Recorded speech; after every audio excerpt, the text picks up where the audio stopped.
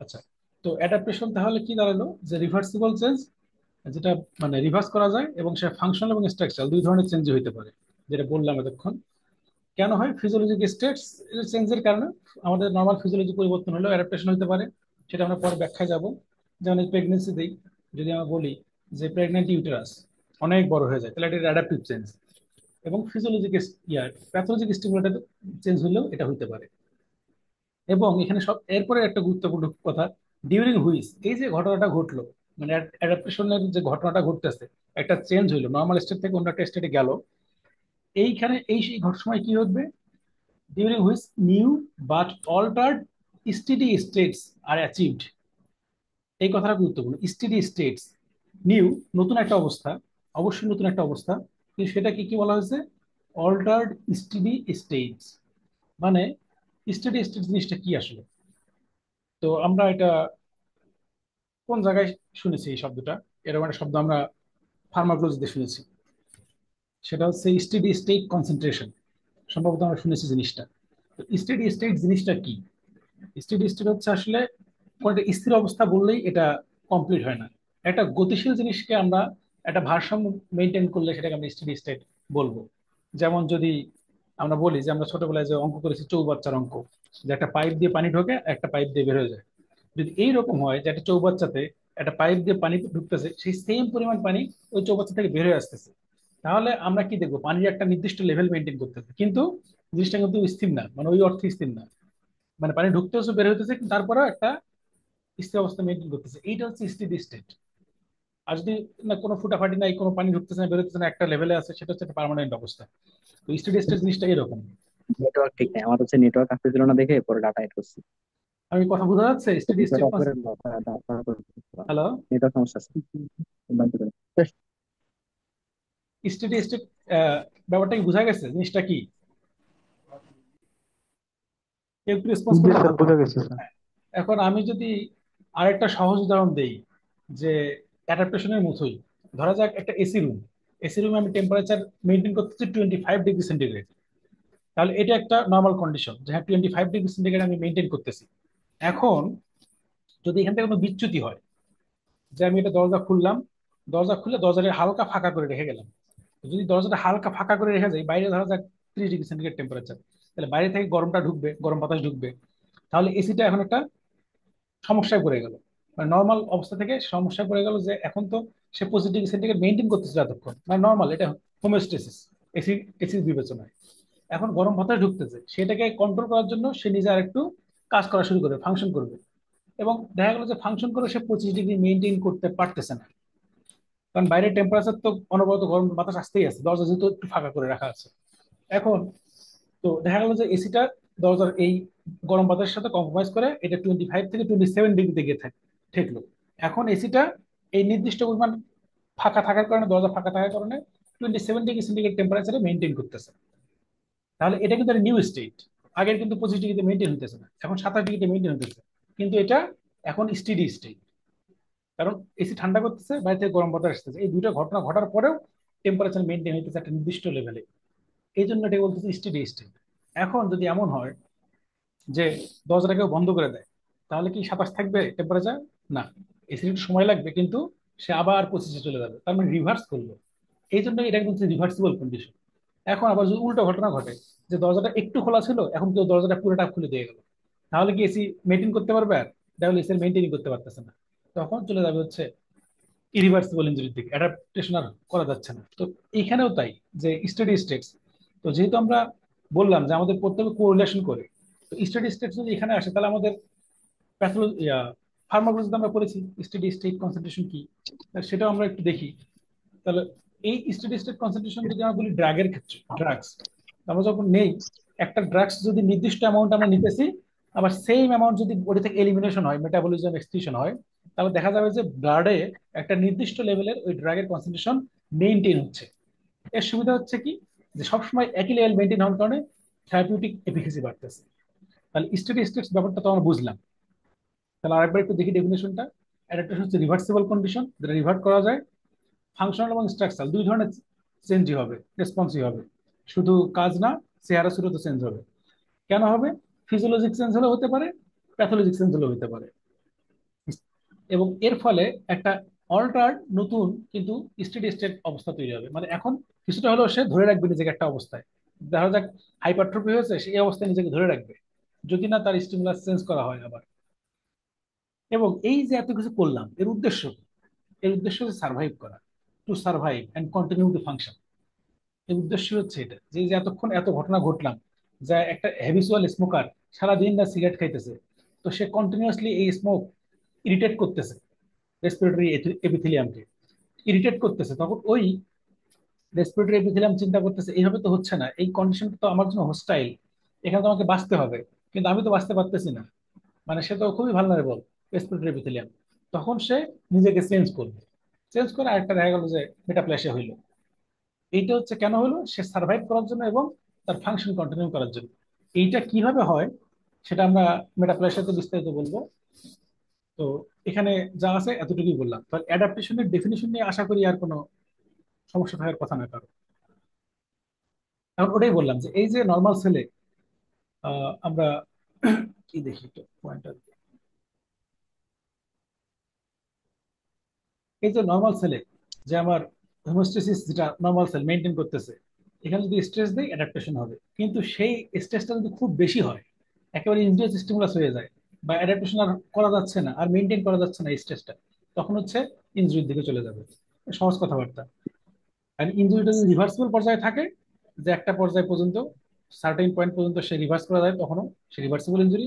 আর যদি point of no রিটার্নে চলে যায়, আর কোনো ব্যাক করার উপায় নাই, যা নষ্ট হওয়ার হয়ে গেছে, তখন হচ্ছে ইরিভার্সিবল ইনজুরি। এখন এই আমরা তাহলে আমাদের যে যে ইগুলো করলাম আমরা, যে কি কি অ্যাডাপ্টেশন হয়, অ্যাডাপটিভ চেঞ্জ আমরা জানি সবাই: হাইপারট্রফি, হাইপারপ্লাসিয়া, অ্যাট্রফি, মেটাপ্লাসিয়া।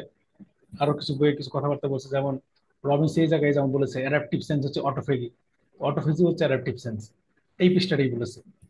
আবার হার্শ মোহনের একটা জায়গায় লিখেছে ডিসপ্লাসিয়া অ্যাডাপটিভ সেন্স। যাই হোক, তো এখন আসি, এই যে অ্যাডাপটিভ রেসপন্স যদি এক্সিড করে, যে একটা মানুষের তো ধৈর্যের সীমা আছে, যে কতক্ষণ সে সহ্য করবে, এই সহ্য করার ক্ষমতা যদি এক্সিড এক্সিড করে, অথবা যদি ইনসাল্ট হয় ড্যামেজিং ইনসাল্ট, মানে অ্যাডাপটিভ ইয়ে করার ক্ষমতাই নেই, এমন ইনজুরি করছে যে আর অ্যাডাপ্টেশনের কথা চিন্তাই করে নাই, সরাসরি ইনজুরি হয়ে গেছে, অথবা যদি মিউটেশন হয়, তাহলে তখন সেল ইনজুরির দিকে চলে যাবে, সেল ইনজুরি। এই যে ওটা হয়তো রিভার্সিবল হতে পারে, ইরিভার্সিবল হতে পারে, আমরা জানি সবাই। আচ্ছা, এখন এই যেমন এখানে একটা এক্সাম্পল দিয়েছে, যে হিমোডাইনামিক লোড যদি বাড়ে বা মেটাবলিক ডিমান্ড যদি বাড়ে, তাহলে হচ্ছে ইনজুরি হওয়ার সম্ভাবনা বেশি। এখন এখান থেকে আমরা যদি একটা কোশ্চেন করি, সম্পর্কে একটা প্রশ্ন, যে সবার জন্য একটা প্রশ্নটা, সেটা হচ্ছে যে এই যে হার্ট, লেফট হার্ট আর রাইট হার্ট, কোন হার্টে ইসকেমিক হার্ট ডিজিজ হওয়ার সম্ভাবনা বেশি বা হয় বেশি? এই একটু বলবে। লেফট হার্টে স্যার। লেফট হার্টে কেন? হ্যাঁ, লেফট হার্টে অ্যান্সার। কারণ স্যার লেফট হার্টের উপর স্যার কার্ডিয়াক লোড বেশি স্যার। কেন লোড বেশি? এটাও ঠিক আছে। কারণ স্যার বলো। কারণ স্যার পুরা মানে সম্পূর্ণ বডিতে স্যার ব্লাড পাঠানো লাগে, মানে পুরা পেরিফেরি পর্যন্ত আর কি। আচ্ছা, ঠিক আছে, এটা মানলাম, কিন্তু আসলে আহ, ব্যাপারটা হচ্ছে লেফট হার্টের উপর এই যে মেটাবলিক ডিমান্ড, লেফট হার্টের মেটাবলিক ডিমান্ড বেশি। কেন বেশি? সেটা হচ্ছে, প্রথম কথা হচ্ছে রাইট হার্ট এবং লেফট হার্ট কার ওয়াল বেশি থিক? লেফট হার্টের ওয়াল বেশি থিক।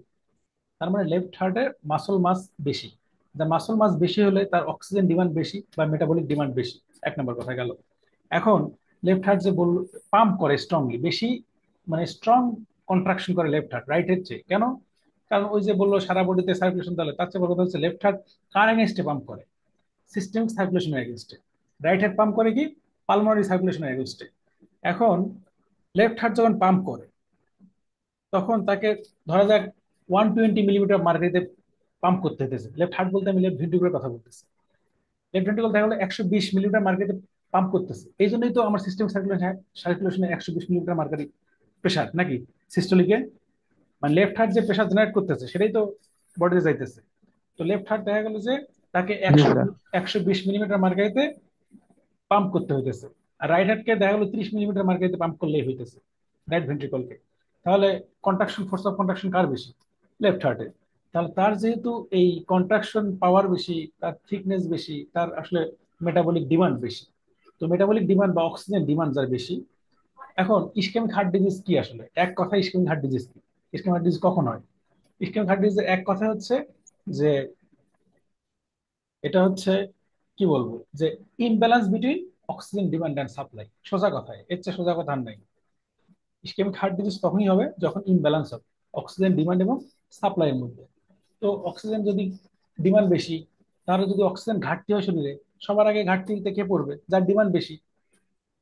যারা ধরেন এই যে আমরা ধরেন কোটিপতি আছি, একটা দেশে অনেকেই কোটিপতি আছে। এখন এই সময় যদি হঠাৎ করে দুর্ভিক্ষ শুরু হয় বা বাইরে থেকে সকল প্রকার আমদানি বন্ধ হয়ে যায়, তাহলে সবার আগে বিপদে পড়বে কারা? যারা বেশি খাইতো, খাবার না পেয়ে তাদের কষ্টটা সবচেয়ে বেশি হবে। তো বেশি যেসব সেল খাবে, বেশি বেশি যেসব সেল অক্সিজেন কনজাম করবে, তাদের আসলে ইসকেমিক হার্ট ডিজিজ হওয়ার সম্ভাবনা বেশি যখন কোনো প্রকার ঘাটতি হবে। আচ্ছা, তাহলে এটা আমরা বুঝলাম। এখন আরেকটা প্রশ্ন করি, এই যে হিমোডাইনামিক লোড, এই জিনিসটা কি আসলে? Haemodynamic load. আচ্ছা, এই যে হার্টের উপর তো অনেক ধরনের লোড আছে, দুই ধরনের লোড আসলে। একটা হচ্ছে উপরে প্রেসার লোড হতে পারে, এটা হচ্ছে ভলিউম ওভারলোড বা প্রেসার ওভারলোড। প্রেসার ওভারলোড কি? ধরা যাক কারো সিস্টেমিক হাইপার টেনশন আছে, মানে আগে ছিল 120 মিলিমিটার মার্কারি, এখন তার 160 মিলিমিটার মার্কারি। তার মানে হার্টকে কি অনেক বেশি জোরে পাম্প করতে হইতেছে ব্লাড পাঠানোর জন্য, তার যেহেতু সিস্টেমিক প্রেসার বেশি। অথবা অ্যাওর্টিক স্টেনোসিস আছে লেফট হার্ট থেকে। আমরা তো সবাই জানি নিশ্চয়ই অ্যাওর্টা কোথায় থাকে। লেফট হার্ট থেকে যখন অ্যাওর্টা বের হয়ে যায় লেফট ভেন্ট্রিকল থেকে, ওখানে যদি অ্যাওর্টিক ভালভ থাকে, সেই ভালভটা যদি স্টেনোজড হয়ে যায়, মানে আগে যেভাবে দরজা খুলতো এখন আর দরজা সেইভাবে খুলতেছে না, শক্ত হয়ে গেছে দরজা, তাহলে এখন হার্টকে আগের চেয়ে বেশি জোরে পাম্প করতে হতেছে সেই শক্ত দরজা খোলার জন্য। তাহলে হার্ট কাজ বেশি করতে হইতেছে, তাহলে প্রেশার ওভারলোড তৈরি হবে। হার্টের উপর প্রেশারের কারণে ওভারলোড পড়ছে। অথবা ভলিউম ওভারলোড হতে পারে। কিরকম?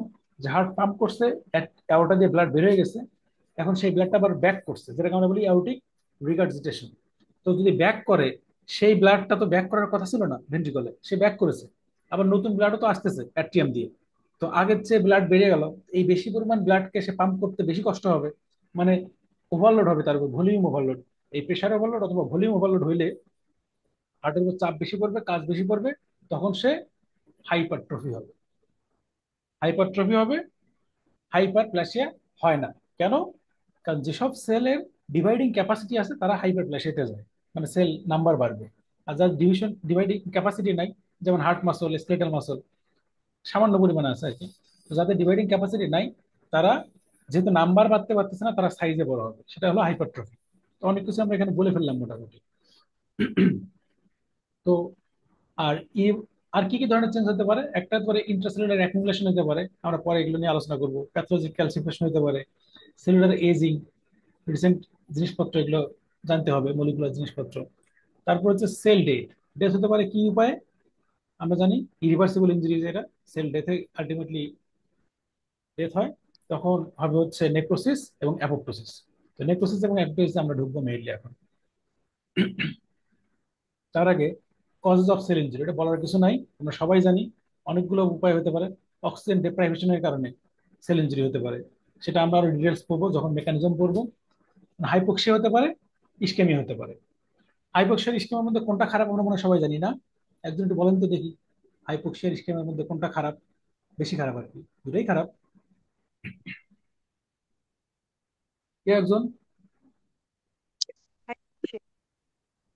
হ্যাঁ, হাইপোক্সিয়া বলেন, সমস্যা নেই তো। কেউ বলবেন না? ইন্টারেক্টিভ সেশনই চাই, যে কেউ কিছু বলুক। নোমান কই, নোমান বলো। Ischaemia sir. ইসকেমিয়া খারাপ বেশি, কেন খারাপ বেশি? আচ্ছা। কারণ হাই- হচ্ছে স্যার এখানে হচ্ছে ইসকেমিয়াতে স্যার মানে নিউট্রিশনাল ডেফিসিয়েন্সি স্যার মূলত। মূলত। মানে হ্যাঁ। ওখানে হাইপোক্সিয়াতে হচ্ছে স্যার জাস্ট হচ্ছে অক্সিজেন ডেফিসিয়েন্সি হয়, কিন্তু এখানে তো ইসকেমিয়াতে নিউট্রিশনাল ডেফিসিয়েন্সি, যেটা হচ্ছে বেশি ইম্পর্টেন্ট আর কি, আচ্ছা, বেশি দরকার। তো ইসকেমিয়া বেশি খারাপ কারণ ইসকেমিয়ার ডেফিনেশন হচ্ছে যে ব্লাড ফ্লো কমে যাবে। তো ব্লাড ফ্লো কমে যাওয়া মানে তো শুধু অক্সিজেন কমে যাওয়া না। স্যারের ক্লাস করতেছিস দেখতেছি না। হাইপোক্সিয়া মানে এই হচ্ছে, শিডিউল ধরে কি স্যার তো বলে লাইব্রেরিয়ান করে দিছে না। না না 9 to 9 পড়াচ্ছে না উনি। আমরা অক্সিজেন হচ্ছে, আর হ্যাঁ, আমাদের হচ্ছে, হাইপোক্সিয়াতে অক্সিজেন হ্যাঁ, হাইপোক্সিয়াতে অক্সিজেনের ঘাটতি হয়। এই জন্য দেখতেছেন অক্সিজেন ভিতরে ঘাটতি হয়। এটা শুধু অক্সিজেনের ঘাটতি। আচ্ছা ঠিক আছে, ইসকেমিয়া বাই ডেফিনিশন হচ্ছে reduce blood flow. Blood flow কমে যাবে, ব্লাড ফ্লো কমে যাওয়া মানে এক জায়গায়, সে জায়গায় অক্সিজেন তো যাবেই না। ব্লাড না গেলে অক্সিজেন যাবে কিভাবে, মানে আরবিসি না গেলে হিমোগ্লোবিন না গেলে অক্সিজেন যাবে কিভাবে? কারণ অক্সিজেনের ঘাটতি তো হইতেইছে, প্লাস নিউট্রিয়েন্ট যাওয়ার কথা, সে নিউট্রিয়েন্টের ঘাটতি হইতেছে। প্লাস যদি অক্সিজেন ফ্লো না থাকে, ব্লাড ফ্লো না থাকে, তো ওই যে সেলগুলো আছে যেখানে মেটাবলিক ওয়েস্ট প্রোডাক্ট তৈরি হইতেছে, সেই মেটাবলিক ওয়েস্ট প্রোডাক্ট তো আর আবার চলে আসতে পারতেছে না, মানে মেটাবলিক ওয়েস্ট প্রোডাক্ট জমতেছে, সেটাও ইনজুরিয়াস। তাহলে এই কয়ভাবে ইসকেমিয়া আমাদের সমস্যা করতে পারে। তাহলে হাইপোক্সিয়া ইসকেমিয়া এই জন্য খারাপ। কারণ আরেকটা টার্ম আছে, হাইপোক্সেমিয়া বা হাইপোক্সেমিয়া, এটা কি জিনিস তাহলে? কোনো আইডিয়া? হাইপোক্সিয়া বুঝলাম আমরা অক্সিজেন টিস্যুতে ঘাটতি, ইসকেমিয়া হচ্ছে ব্লাড ফ্লো কম, হাইপোক্সেমিয়া হচ্ছে, হাইপোক্সিয়া বলা হয় এটাকে। হাইপোক্সেমিয়া হচ্ছে যে আপনার partial pressure of oxygen in arterial blood এখানে যদি কম থাকে, এটা হলেও হাইপোক্সিয়া হবে। পার্শিয়াল প্রেশার অফ অক্সিজেন যদি আর্টেরিয়াল ব্লাডে কম থাকে, তাহলে হচ্ছে হাইপোক্সেমিয়া। আচ্ছা, তো ওটা আসলে ডিটেলস বলার এখানে সুযোগ নাই। তারপর আর কি হতে পারে, ফিজিক্যাল এজেন্ট, আর হতে পারে কেমিক্যাল এজেন্ট। এগুলো আমরা আসলে ভিতরে যাব না। ইনফেকশন এজেন্ট, ইমিউনোলজিক রিয়াকশন, তারপর হচ্ছে নিউট্রিশনাল ইমব্যালেন্স, জেনেটিক ইভ্যালুয়েবিলিটি, এইসব এগুলো নিয়ে আসলে ডিটেলস বলার কিছু নেই। এখন আমরা আসি progress of cell injury and death. আচ্ছা, সেল ইনজুরি অ্যান্ড ডেথে রিভার্সিবল সেল ইনজুরিটা নিয়ে আমরা খুব সামান্য কিছু কথা বলবো, তারপর আমরা ইরিভার্সিবলে যাব। তো এটা আমরা একটু দেখে নিই যে রিভার্সিবল সেল ইনজুরিতে কি চেঞ্জ হয়, মানে রিভার্স করবে। এটা আসলে বেশি কিছু করার নাই।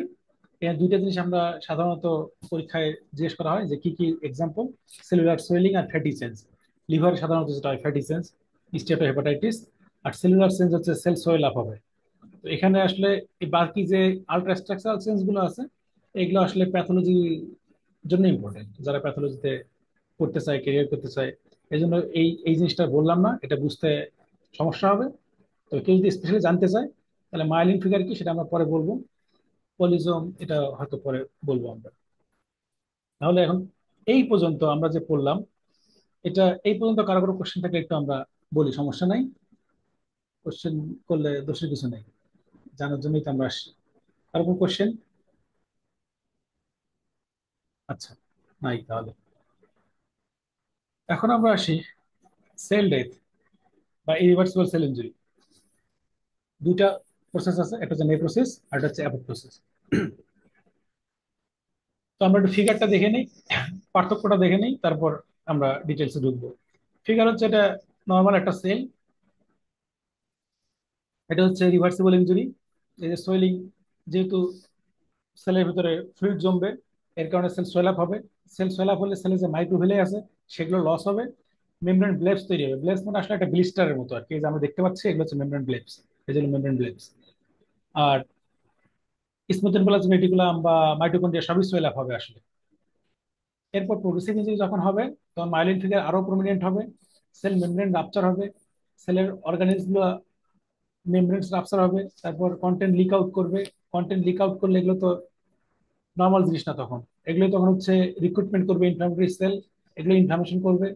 তারপর অ্যামরফাস ডেন্সিটি বলে একটা জিনিস আছে মাইটোকন্ড্রিয়াতে পাওয়া যায়, সেগুলো আমরা হয়তো পরে বলবো। আর অ্যাপোপ্টোসিসের ঘটনা কি, ক্রোমাটিন কনডেনসেশন হয়। কনডেনসেশন তো আমরা জানি, ঘনীভূত হওয়া।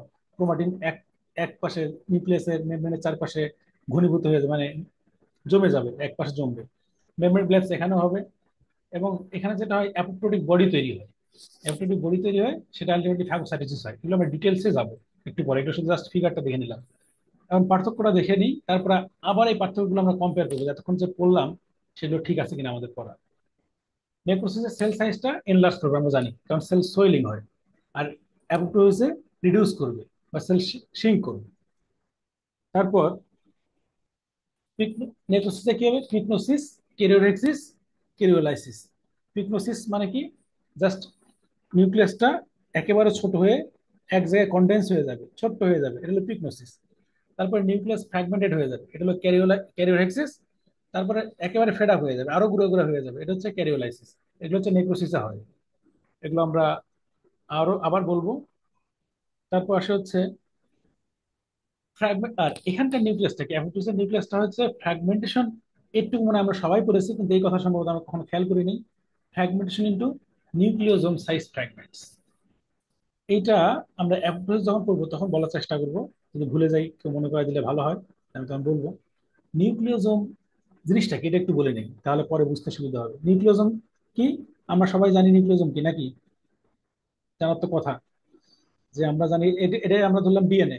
এই যে এখানে যে দেখতে পাচ্ছি, ধরলাম এটা ডিএনএ। ডিএনএ আমরা কিভাবে থাকে আমরা জানি না। Double helix DNA. হিস্টোন নামে কিছু প্রোটিন থাকে, হ্যাঁ। অক্টামার থাকে, মানে 8টা করে প্রোটিন থাকে। এই হিস্টোনের পাশ দিয়ে ডিএনএ এরকম প্যাচ দিয়ে থাকে না, আমরা জানি তো নাকি? এরকম প্যাচ দিয়ে থাকে প্রায় 2 প্যাচের মতো। জি স্যার। এই জিনিসটা হচ্ছে নিউক্লিওজোম। এই যে হিস্টোনের চারপাশে যে প্যাচ দিয়ে আছে, এটা হচ্ছে নিউক্লিওজোম। এই সাইজের ফ্র্যাগমেন্টে ভাগ হবে নিউক্লিয়াসটা। এটা কেন হবে সেটা ইন্টারেস্টিং জিনিস। সেটা আমরা অ্যাপটোসিসের যখন মেকানিজম বলবো তখন আমরা এটা বলবো, নিউক্লিওজোম সাইজ ফ্র্যাগমেন্টসটা কি এবং এটার কি কাজে লাগে আমাদের। তো এখন আসি প্লাজমা মেমব্রেন। আমরা দেখে আসলাম যে প্লাজমা মেমব্রেন ড্যামেজ হবে নেক্রোসিসে। আর এখানে হচ্ছে ইনট্যাক্ট থাকবে। ইনট্যাক্ট থাকলেও এই যে ওরিয়েন্টেশনটা চেঞ্জ হতে পারে। ইনট্যাক্ট থাকলেও ওরিয়েন্টেশনটা চেঞ্জ হতে পারে। সেটা কি, কি জিনিস? ধরা যাক এটা হচ্ছে একটা সেল মেমব্রেন। তো এখানে আমরা কি জানি, সেল মেমব্রেনে ফসফোলিপিড থাকে না? এগুলো ধরলাম ফসফোলিপিড। বাইলেয়ার তো, লিপিড বাইলেয়ার সেল মেমব্রেন। তো বলতেছে যে এটা ইনট্যাক্ট থাকবে, মানে সেল মেমব্রেন ইনট্যাক্ট, কিন্তু ওরিয়েন্টেশন অফ লিপিড চেঞ্জ হতে পারে। ধরা যাক এটা একটা লিপিড, যার এদিকে হচ্ছে একটা এন্ড আছে যেটা সেলের ভিতরের দিকে ছিল। ফসফ্যাটিডাইল সেরিন একটা যদি উল্লেখ করি, এটা ফ্লিপ করে। ফ্লিপ মানে উল্টা, এই মাথাটা এই পাশে চলে যায়, এই মাথাটা এই পাশে চলে যায়, কিন্তু মেমব্রেন ঠিক আছে। জাস্ট ওরিয়েন্টেশন চেঞ্জ হয়ে গেল। এই জিনিসটাকে ওই ফ্যাগোসাইটিক সেলগুলো খুব ইজিলি চিনতে পারে। মানে এই জিনিসটা আসলে সিগন্যাল পাঠায়। এরকম ঘটনা ঘটতে পারে, এই জিনিসটাকে ফ্যাগোসাইটিক সেল ইজিলি চিনতে পারে, তখন এটাকে এনগালফ করে ফেলে। এই জন্য আর তখন ইনফ্লামেশন হয় না। অ্যাপোপ্টোটিক বডি যেটা হয়, অ্যাপোপ্টোটিক বডি মানে কি আসলে? অ্যাপোপ্টোটিক বডি হচ্ছে ওই যে আমরা যে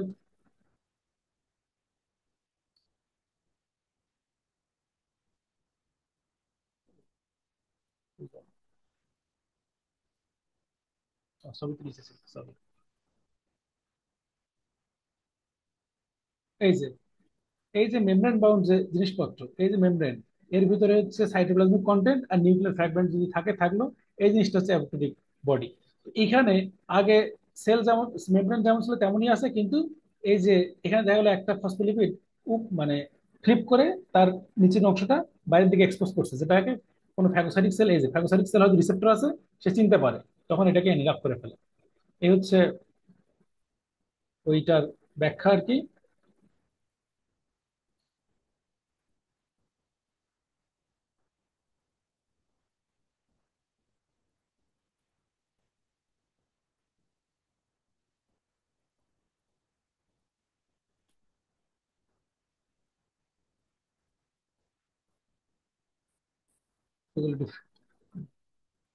এটা মনে হয় বুঝলাম আমরা। তারপর সেলুলার কন্টেন্ট এনজাইমেটিক ডাইজেশন হবে, লিক আউট করবে, ইনফ্লামেশন করবে, এগুলো আমরা জানি। আর এটা যদি ইনট্যাক্ট থাকে ইনফ্লামেশন হয় না। আর যেটা গুরুত্বপূর্ণ সেটা হচ্ছে নেক্রোসিস অলমোস্ট অলওয়েজ প্যাথোলজিক্যাল কন্ডিশনে হয়। আর অ্যাপোপ্টোসিস মেইনলি হয় ফিজিওলজিক্যাল কন্ডিশনে, কিন্তু প্যাথোলজিকও হতে পারে। প্যাথোলজিক হতে পারে যে এটা তো সুইসাইডাল প্রোগ্রাম, নিজেই সুইসাইড করলো, একটা হতে পারে। একটা হতে পারে যে না, কেউ ভয় ভীতি দেখায় সুইসাইড করাইলো। এটা হচ্ছে অ্যাপোপ্টোসিসের ঘটনা, যে ভয়ভীতি দেখালাম সে সুইসাইড করলো। ওই যে আমরা যে কিছুদিন আগে একটা সিনেমা দেখলাম, খুব হিট করছে recently, Malayalam cinema, officers on duty. তো ওখানে এরকম, তো ভয়ভীতি দেখায় সে সুইসাইড করে, এরকম হতে পারে অ্যাবর্টোসিস। আর এখন আমরা দেখি একটু ডিটেলসে ঢুকি।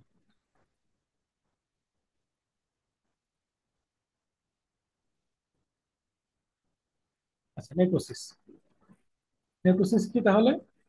একটা আমরা অনেক সময় বলে বলছি বা শুনছি যে নেক্রোসিস অফ ওই যে পাথওয়ে অফ সেলিং বড় একটা ডেফিনেশন ছিল, দেখ ওই ডেফিনেশন আমরা যাবো না। আমাদের যেটা লাগবে সেটা আমরা জানি, সেটা হচ্ছে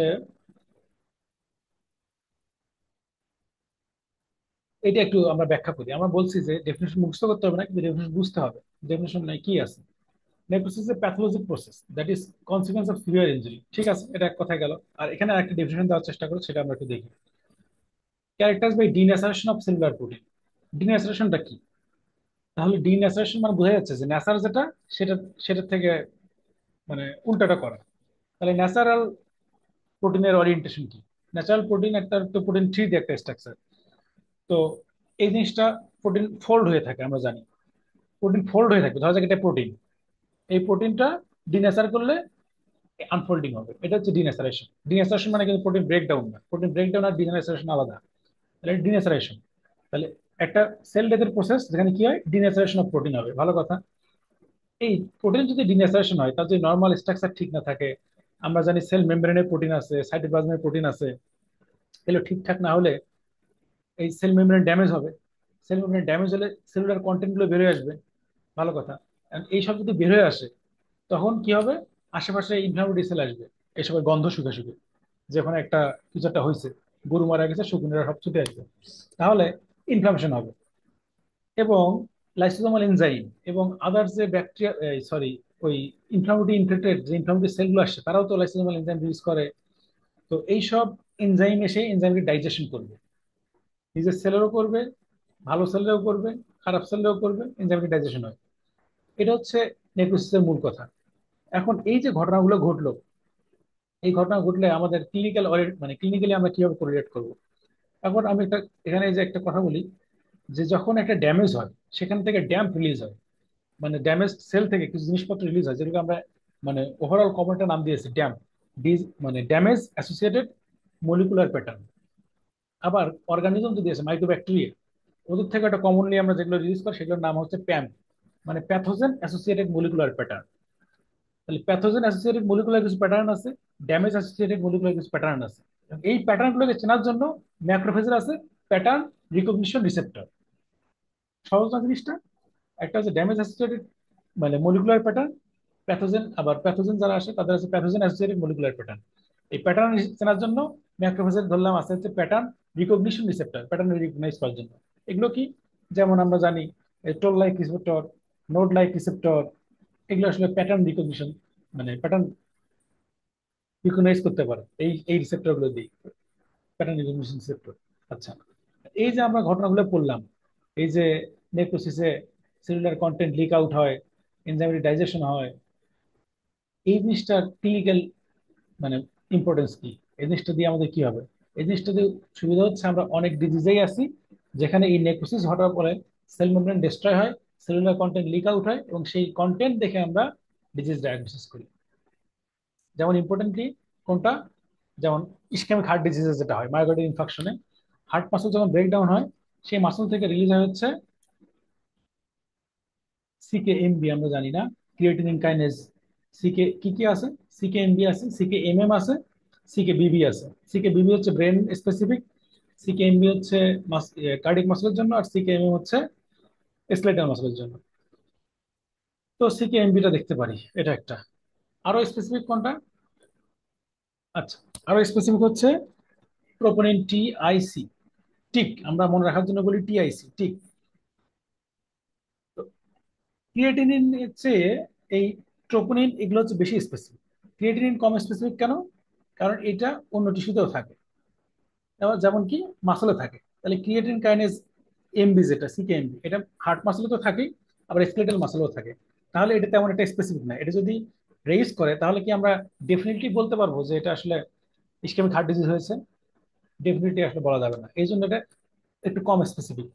কিন্তু ইন্টারেস্টিং একটা ব্যাপার আছে, যদি কার্ডিয়াক কারো রিইনফাকশন আমরা দেখতে চাই, যে একই ইনফেকশন হয়েছে কিনা, একটা ইনফেকশন তো হয়েছেই, আরেকটা হয়েছে কিনা, সেই ক্ষেত্রে ট্রোপোনিনের চেয়ে ক্রিয়েটিন কাইনেজ যেটা সিকেএমপি, এটা একটু বেশি সুবিধা দেয়। কারণ কি, ট্রোপোনিন একবার রেইজ করলে অনেক দিন রেইজ থাকে, 5 দিন 7 দিন, আবার একটা থাকে 2-3 সপ্তাহ রেইজ। তো তো বেড়েই আছে। তো একটা ইনফেক্ট করলে এর মধ্যে ট্রোপোনিন দেখলে তো আমরা বুঝবো না। কিন্তু ক্রিয়েটিন কাইনেজ সিকেএমপি যেটা হয়তো 72 ঘন্টা পর সে নর্মাল চলে আসে, তাহলে 72 ঘন্টা পর্যন্ত আরেকটা ইনফেকশন সাসপেক্ট করি, তাহলে আমরা সিকেএমবি দেখতে পারি যে আবার অ্যাগেন রেইজ করছে কিনা। আচ্ছা, এখন ট্রোপোনিন টিআইসি এর মধ্যে স্পেসিফিক কোনটা? এর মধ্যে স্পেসিফিক হচ্ছে ট্রোপোনিন টি আর আই। কেন? ওই একই ঘটনা, ট্রোপোনিন সির যে চেহারা, এরকম চেহারা জিনিসপত্র মাসলেও থাকে, তাহলে এটা নন স্পেসিফিক। ইন্টারেস্টিং ব্যাপার হচ্ছে ট্রোপোনিন টি এবং আই এগুলোরও মানে আইসোফর্মের মতো ইয়া মাসলে আছে, কিন্তু এটা তারপরেও স্পেসিফিক, কার্ডিক স্পেসিফিক। কারণ কি? এই ট্রোপোনিন আই এবং টি এগুলো তো প্রোটিন। এই প্রোটিনের তো আমরা জানি যে অ্যামাইনো অ্যাসিড সেম থাকে, তো এর একটা ইউনিক চেইন আছে যেটা আসলে স্কেলেটাল মাসলে যেটা আছে সেটার সাথে মিলে না। তো আমরা এই পরীক্ষাগুলো এই জিনিসগুলোকে আমরা ডায়াগনোসিস করি হচ্ছে স্পেসিফিক অ্যান্টিবডি দিয়ে। মানে ট্রোপোনিন ট্রোপোনিন টির যে সিকোয়েন্স, ওর এগেনস্ট একটা অ্যান্টিবডি দেই, অ্যান্টিজেন অ্যান্টিবডি। পরে হয়তো একটু বলবো যে জিনিসটা কি বা কিভাবে কাজ করে। তো এই স্পেসিফিক দেখে আমরা আসলে ডায়াগনোস করি। তাহলে ট্রোপোনিন টি আর আইটা বেশি স্পেসিফিক, ওদিকে সিকেএমবিটা বেশি স্পেসিফিক, কিন্তু এই সবগুলোর মধ্যে আবার ট্রোপোনিন স্পেসিফিক কার্ডিয়াক মাসলের জন্য। তারপর আমরা যদি লিভার দেখি, ওই একই জিনিস, হেপাটাইটিস যদি হয় বা লিভার ড্যামেজ হয়, তাহলে এএসটি এএলটি এগুলো রেইজ করে, আবার এএলপিও রেইজ করতে পারে। কিন্তু এএলপি বেশি স্পেসিফিক হচ্ছে বাইল ডাক্টের জন্য। এই জন্য বাইল ডাক্ট অবস্ট্রাকটিভ বা অবস্ট্রাকটিভ জন্ডিসে তাহলে এএলপিটা রেইজ করে। আর এএলটি এএসটি হচ্ছে লিভার ডিজিজের জন্য। এএলটি আর এএসটির মধ্যে আবার কোনটা স্পেসিফিক? এএলটি এসটির মধ্যে এটা হচ্ছে এ মানে এএলটিটা বেশি স্পেসিফিক। তাহলে এই জিনিসগুলো আমাদের জানতে হবে। জানতে হবে এই কারণেই যে আমাদের একটা দেখে যাতে আমরা ভুল পথে না যাই যে এএসটি বেড়ে গেছে হয়তো লিভার না, এএসটি ইয়েও থাকে, হার্টও থাকতে পারে। এই যে মাইক্রোটিন ইনফেকশন এএসটি বাড়তে পারে, তাহলে এএসটি থেকে আমি লিভার ডায়াগনোস করতে পারতেছি না। তাহলে বেশি স্পেসিফিক কোনটা? এএলটি। কারণ কি? এটা হার্ট মাসলে নাই, এটা শুধু লিভারের জন্য। আবার এএলপি, এএলপি যে শুধু লিভারে থাকে তা না, এটা বাইল ডাক্টে থাকে, এটা প্লাসেন্টাতে থাকে। তো এএলপি আমি শুধু বাইল ডাক্টের ডিজিজ ডায়াগনোস করতে পারবো না। নর্মাল যখন বোন গ্রোথ হয় বাচ্চা কাচ্চাদের, তাদেরও এএলপি বেড়ে যেতে পারে। তাহলে আরেকটু স্পেসিফিক কোনটা? জিজিটি। মানে এএলটির সাথে যদি আমি জিজিটি দেখি, যদি কি এএলপিও বেড়েছে জিজিটিও বেড়েছে, মানে গামা গ্লুটামাইন ট্রান্সফারেন্স, তাহলে এটা ধরে নেবো যে লিভারের সমস্যা। এই জিনিসগুলো আসলে একটু বোঝার বিষয় আছে। যাই হোক, তো কেউ কিছু বলবেন নাকি? আচ্ছা, এখন নেক্রোসিসের আমরা একটু ইতে যাই, মরফোলজিক্যাল সেন্সে। এই পর্যন্ত কারো কোনো কোশ্চেন আছে কিনা? কেউ কিছু জানতে চাও কিনা? কারো কোনো কোশ্চেন? না স্যার, বুঝছি মোটামুটি। আচ্ছা, এখন নেক্রোসিসের আমরা একটু এই মরফোলজি দিয়ে আসি। এখানে আমরা একটা হেমাটোক্সিলিন ইউসিন স্টেইন নিয়ে দুই চারটা কথা বলবো, কারণ হচ্ছে এটা অনেক সময় পার্ট ওয়ান যারা দেয় তাদের ওই কিছু এই ধরনের রিলেটেড কিছু জিনিসপত্র আসে মাঝে মধ্যে পরীক্ষায়। তো হেমাটোক্সিলিন ইউসিন স্টেইনটা আমরা মেইনলি করি বায়োপসিতে, মানে হিস্টোপ্যাথোলজি বায়োপসি, যেটা হেমাটোক্সিলিন ইউসিন আমাদের হচ্ছে গোল্ড স্ট্যান্ডার্ড, এটাই আর কি করা হয় সাধারণত। তো হেমাটোক্সিলিন ইউসিন জিনিসটা কি? দুইটা হচ্ছে ডাই, আমরা জানি, মানে রং। রং দিয়ে আমরা টিস্যুকে রং করব। তো আমরা জানি এটা কোষের কি থাকে, এটা একটা একটা সেলের মাঝখানে থাকবে নিউক্লিয়াস আর হচ্ছে সাইটোপ্লাজম, এই তো। তো নিউক্লিয়াসকে রং করতে হবে, সাইটোপ্লাজমকে রং করতে হবে, দুটো জিনিস দেখতে, কারণ রং ছাড়া দেখা যাবে না। তো আমাদের আছে হেমাটক্সিলিন আর হচ্ছে ইউসিন, এই দুটো হচ্ছে ডাই। হেমাটক্সিলিন আর ইউসিন, এই হেমাটক্সিলিনটা হচ্ছে বেসিক ন্যাচারের। বেসিক ন্যাচারের জিনিস কাকে রং করবে, কার সাথে বাইন্ড করবে? অ্যাসিডের সাথে। অ্যাসিড কোথায় আছে? নিউক্লিক অ্যাসিড, ডিএনএ তে, ডিঅক্সি নিউক্লিক অ্যাসিড। তো অ্যাসিড আছে, বেরিয়ে আবার বুঝি। হ্যাঁ। আচ্ছা, অ্যাসিড আছে হচ্ছে নিউক্লিয়াসে। তাহলে হেমাটক্সিন কাকে রং করবে? নিউক্লিয়াসকে। আর ইউএসএন হচ্ছে বেসিক নেচার, ঠিক আছে? সরি, হেমাটক্সিন বেসিক নেচার, ইউএসএন হচ্ছে অ্যাসিডিক নেচার। সে হচ্ছে বেসিক পার্টকে রং করবে, মানে সাইটোপ্লাজমিক প্রোটিন থাকে অনেক, সেগুলোকে আসলে রং করে ইউএসএন। এখন আর একটা দিকেও দেখা যেতে পারে, যদি আমরা এই যে পজিটিভ নেগেটিভ দিয়ে দেখি, তাইলেও আসলে এই জিনিসটা মিলবে। এই হেমাটোক্সিলিন ভদ্রলোক হচ্ছে পজিটিভ, তো ও হচ্ছে যে নিউক্লিক অ্যাসিডের আমরা জানি না ফসফেট গ্রুপ থাকে, সুগার আর ফসফেটের যে আমরা সিঁড়ি ধরি, রেলিং, ডিএনএ যে রেলিং, এই রেলিং এর এই কি বলে সিঁড়িগুলো তো হচ্ছে অ্যাডেনিন গুয়ানিন মানে নাইট্রোজেন বেস দিয়ে, আর রেলিং তো হচ্ছে সুগার ফসফেট। এই ফসফেটের নেগেটিভ, তো এই পজিটিভ হেমাটোক্সিলিন ওর সাথে বাইন্ড করে। আর ইউসিনা হচ্ছে নেগেটিভ, সে আবার এই যে সাইটোপ্লাজম যে প্রোটিনের যে অ্যামাইনো গ্রুপ থাকে NH2+, ওই প্লাসের সাথে বাইন্ড করে আর কি, এইভাবেও ব্যাখ্যা দেওয়া যায়। তাহলে আমরা মূল জিনিস যেটা সেটা হচ্ছে হেমাটোক্সিলিন করবে, নিউক্লিয়াসকে রং করবে, কি কালার করে, আমরা ব্লুই ধরি বা ভায়োলেটে বলে, যাই ব্লু আমরা ধরে নিলাম। আর এটা হচ্ছে পিঙ্ক কালার করবে, পিঙ্ক ইওসিনোফিল, মানে ইওসিনটা সাইটোপ্লাজম করবে পিঙ্ক কালার। তাহলে কোনো একটা জিনিসের যদি ইওসিনের ডাইয়ের প্রতি অ্যাফিনিটি বেশি থাকে, তাহলে সেটাকে আমরা বলবো ইওসিনোফিলিক। এটা ক্লিয়ার? কোনো একটা ডাইয়ের যদি এই যে বেজোফিলিক কালারের প্রতি অ্যাফিনিটি থাকে বা বেসিক কালারের প্রতি অ্যাফিনিটি থাকে, তাহলে সেটা আমরা বলবো বেজোফিলিক। মানে নিউক্লিয়াসটা বেজোফিলিক আর সাইটোপ্লাজমটা এসিডোফিলিক বা যে ইওসিনোফিলিক বলবো আর কি, সোজা সোজা ভাষা বোঝার জন্য। তাহলে নেক্রোটিক সেল কেমন হবে? Increase eosinophilia. ইওসিনোফিলিয়া মানে কি? এই যে পিঙ্ক কালার যেটা নর্মালি তো পিঙ্ক কালার হয়, ইনক্রিজড সেই পিঙ্ক কালারটা বেড়ে যাবে, মানে ইওসিন কালারটা বেশি নেবে নেক্রোটিক সেল। কেন বেশি নেবে, এখন আমরা সেই কথায় আসি। একটা হচ্ছে, আমরা কি জানি নেক্রোটিক সেলে কি হয়? প্রোটিন ডিনেচারেশন হয়। প্রোটিন আমি কি বলেছিলাম, যে টার্সিয়ারি ফর্ম যেটা প্রোটিন আসলে থ্রি একটা স্ট্রাকচার, ফোল্ড হয়ে থাকে নর্মাল, ভালো প্রোটিন যেগুলো ফোল্ড হয়ে থাকে, এরকম ফোল্ড হয়ে থাকে। ফোল্ডের কারণে কিছু প্রোটিনের সাইড চেইন যেগুলোতে পজিটিভ মানে আয়ন থাকে, সেগুলো ভিতরে লুকানো থাকে। তো যখন ডিন্যাচারেশন হয়, মিলে যায়, তখন এই সাইড চেইন গুলো এক্সপোজ হয়ে যায়।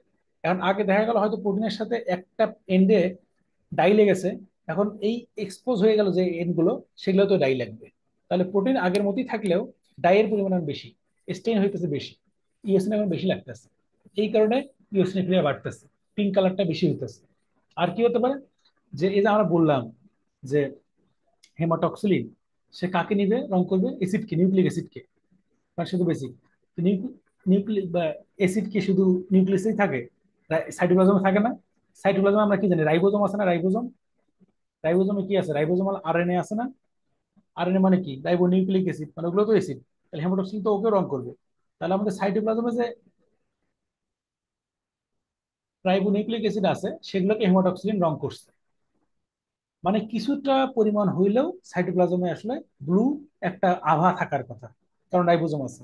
কিন্তু যখন নেক্রোসিস হয়েছে, সাইটোপ্লাজমিক ওই যে রাইবোজোম গুলো আমরা জানি যে ডিটাচমেন্ট হয়, ব্রেকডাউন হয়। তাহলে এই ব্লু যে আভা, একটু যে আভাস নীল রঙের, সেটাও আর থাকবে না। আগে যে আভাসটা ছিল নীল রঙের, সেটাও আর থাকবে না, সেটাও থাকবে না। আর এদিকে আবার ইওসিনোফিলিক ডাই বেশি নিতেছে, কারণ প্রোটিন আনফোল্ডিং হয়ে গেছে। আর সবকিছু মিলে কি ইওসিনোফিলিয়া বাড়বে। এটা বোঝা গেল নেক্রোসিসে? আচ্ছা, এখন নেক্রোসিসে আরেকটা জিনিস ঘটে। এই যে আমরা জানি যে এটিপি নাই বডিতে, এটিপি না থাকলে বডি এটিপি মানে অক্সিজেন নাই, অক্সিজেন না থাকলে বডি তো এটিপি জেনারেট করতে কোন পাথে ফলো করে? Anaerobic glycolysis. অ্যানারোবিক গ্লাইকোলাইসিস হইলে গ্লুকোজ বেশি বেশি আপটেক করবে, ল্যাকটিক অ্যাসিড তৈরি হবে, সেগুলো আমরা সবাই জানি। এই গ্লুকোজ আসবে থেকে এত গ্লুকোজ? গ্লাইকোজেন স্টোর থেকে। গ্লাইকোজেন, তার মানে গ্লাইকোজেন আলটিমেটলি সেল থেকে গ্লাইকোজেন শেষ হয়ে যাবে। তো একটা সেলে এইরকম গ্লাইকোজেন গ্রানিউলস থাকে, গ্রানিউলস আকারে। তো যখন গ্লাইকোজেন শেষ হয়ে যাবে, মানে যেগুলো গ্রানিউলস ছিল, সেই গ্রানিউল ভাবটা তো থাকবে না, মানে দানাদার ভাবটা তো থাকবে না। মানে পুরা জিনিসটা তখন একই রকম হয়ে যাবে না? ধরা যাক একটা কাচের প্লেটের উপরে বা একটা কাচের টেবিলের উপরে ছোট ছোট বালির দানা পড়ে পড়েছিল, সেই বালির দানা সব শেষ, সব মুছে গেছে। তাহলে এখন কি একেবারে একই রকম হবে না? যেটা কারণ হোমোজেনাস, একই রকম শেপ।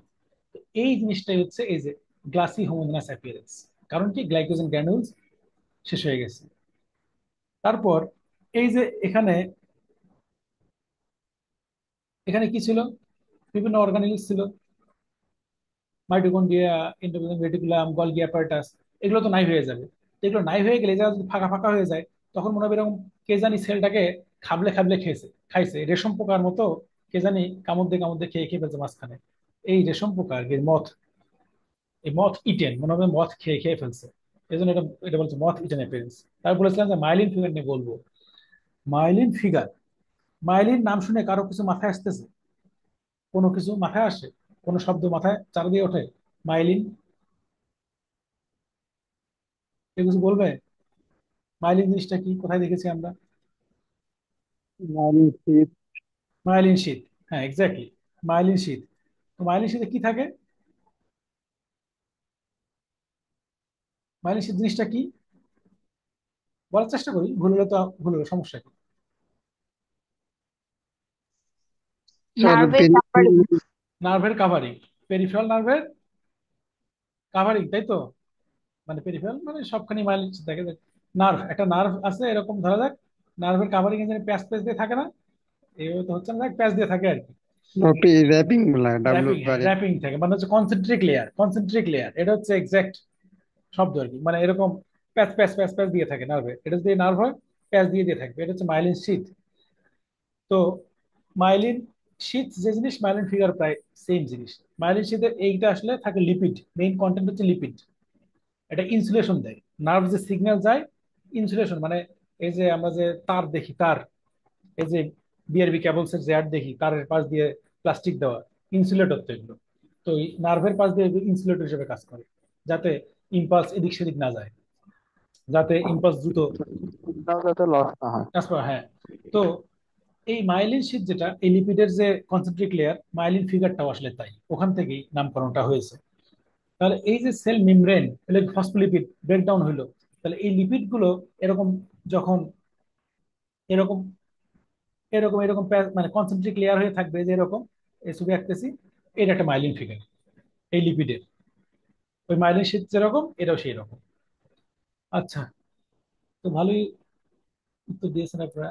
মানে সম্পূরক প্রশ্ন বলেন তো, এই যে মাইলিন শীট যেটা, যে সিএনএস এ যেটা থাকে আর কি কাভারিং, আর এই যে পিএনএস এর কাভারিং, এর বেসিক ডিফারেন্স। হ্যাঁ, স্যার বুঝি নাই ভাইয়া। এই যে সেন্ট্রাল নার্ভাস সিস্টেমে নার্ভের চারপাশ দিয়ে কাভারিং থাকে না, সেই কাভারিংটা মানে সেই কাভারিং আর এই কাভারিং এর পার্থক্য কি? স্যার পিএনএসসি এটা সোয়ান সেল দেয় সেলফের আর পার্থক্য থাকে। পিএনএস ওয়ান সেল আর আর সিএনএস এ দেয় অলিগোডেন্ড্রোসাইট। অলিগোডেন্ড্রোসাইট। আর কোনো পার্থক্য? নার্ভ কন্ডাকশনেও পার্থক্য থাকবে, একটা ফাস্ট হবে একটা একটু স্লো হবে, মানে আচ্ছা। আর এই যে অলিগোডেন্ড্রোসাইট আর হচ্ছে এই সোয়ান সেল, সোয়ান সেল হচ্ছে একটা সেল একটাই মানে শীতের পার্ট তৈরি করবে। মানে এটা যদি আমি একটা, এটা যদি একটা নার্ভ হয়, ধরা যাক একটা সোয়ান সেল এই জায়গাটুকুতে শীত দিছে, এখানে আর একটা সেল এরকম শীত করে, মাঝখানে তো নোট থাকে তাই না, নোট অফ ড্যানভিয়ার বলে মনে হয় এরকম। মানে একটা সোয়ান সেলের ফাংশন এতটুকুই, একটা সোয়ান সেলের ফাংশন এতটুকুই। কিন্তু ব্রেনে যেটা হয়, অলিগোডেন্ড্রোসাইট যেটা আছে, ধরা যাক এটা একটা অলিগোডেন্ড্রোসাইট, ও হচ্ছে একটাই কয়েকটা নার্ভকে প্যাচ দিতে পারে, মানে কাভার করতে পারে, পুরোটা না, মানে কয়েকটা নার্ভের পার্ট আর কি। আমি কি বুঝতে পারছি কথাটা? কথা কি ক্লিয়ার নাকি ক্লিয়ার জি হয়নি? স্যার। জি, জি এই ভাইয়া। যে অলিগো মানে তো আমরা জানি না, অলিগো, এই যে আমরা পড়ছি না, অলিগো স্যাকারাইড, মনোস্যাকারাইড, ডাইস্যাকারাইড। কম। অলিগো মানে কয়েকটা আর কি, হ্যাঁ। আর ডেন্ড্রোসাইট, ডেন্ড্রো মানে কি, ডেনড্রন, মানে হচ্ছে ডেনড্রাইট, সেলের ডেনড্রাইট থাকে না নিউরন সেলের, শাখা প্রশাখা। তাহলে কয়েকটা শাখা মানে এরকম ডেন্ড্রোসাইট, ডেন্ড্রাল প্রসেস যার থাকে, সেটা হচ্ছে অলিগোডেন্ড্রোসাইট। এরকম কয়েকটা প্রসেস দিয়ে সে কয়েকটা নার্ভকে কাভার করতে পারে, এটা হচ্ছে ওর একটা সুবিধা আর কি। যাই হোক, এগুলো কি সেল বলি আমরা, এই যে অলিগোডেন্ড্রোসাইট, অ্যাস্ট্রোসাইট, এগুলো কি সেল বলি? অমর নাম কি? হ্যাঁ, বুঝি নাই, একটু আলোচনা করলাম ওদিকে, সমস্যা নাই তো নাকি? গ্লায়াল গ্লায়াল সেল বলি না সাপোর্টিং এগুলো? Cell CNS. হ্যাঁ, supporting cell of CNS, glial cell. হ্যাঁ, গ্লায়াল সেল বলি আমরা অনেক সময় না, এই জন্য এই জন্য এক কথা আমরা বলি গ্লায়াল টিউমার, মানে গ্লায়াল সেল আসলে। মেইন সেল কি, ব্রেনের মেইন সেল তো আর এরা না, মেইন সেল কি, নিউরন, ওদের যে সাপোর্ট দেয় গ্লায়াল সেল। গ্লায়াল শব্দটা আসছে গ্লু থেকে, গ্লু, জিএলইউ, গ্লু মানে আঠা, মানে এরা আঠার মতো সব নিউরনকে একসাথে রেখে সাপোর্ট দিতেছে, এই জন্য নাম হচ্ছে গ্লায়াল সেল। আচ্ছা, তো আমরা এখন আর কি তোর ক্যালসিফিকেশন হতে পারে, এটা একটা ইম্পর্টেন্ট জিনিস আমাদের লাগবে। সেটা হচ্ছে এই যে সেল ব্রেকডাউন হইলো, এই যে ফসফোলিপিড জমা হলো, এগুলো কি, আমি তো বললামই phospholipid negatively charge. Negatively charge তখন কি হবে, পজিটিভলি চার্জ আয়ন চলে আসবে। কে সেই পজিটিভলি চার্জ আয়ন? ক্যালসিয়াম। তাহলে যখন ফসফোলিপিড এরকম ব্রেকডাউন হবে, তখন ক্যালসিয়াম এসে জমা হয়ে ক্যালসিফিকেশন করবে। এটা ক্লিনিক্যাল ইম্পর্টেন্স আছে আমরা জানি, ওই যে প্যানক্রিয়াটিক নেক্রোসিসে কিন্তু ক্যালসিয়াম সোপ ফর্মেশন হয়। তারপর আমরা আরো জানি যে এই যে ডিস্ট্রফিক ক্যালসিফিকেশন নেক্রোটিক টিস্যুতে হয়, এই যে এই ঘটনা, ঠিক আছে। আচ্ছা, আর নিউক্লিয়ার সেন্স, নিউক্লিয়ার সেন্সটা আমি বলে ফেলেছি। বেজোফিলিয়া মানে বললাম যে বেজোফিলিক কালার ওই যে হেমাটোক্সিলিনের প্রতি বেশি, ওইটা যদি হয়। আর এই চেঞ্জ তো আমি বললাম একটু আগেই। আর কারো এই নিউক্লিওসিসের এটা নিয়ে কোনো কোশ্চেন নাই তো কারো নাকি?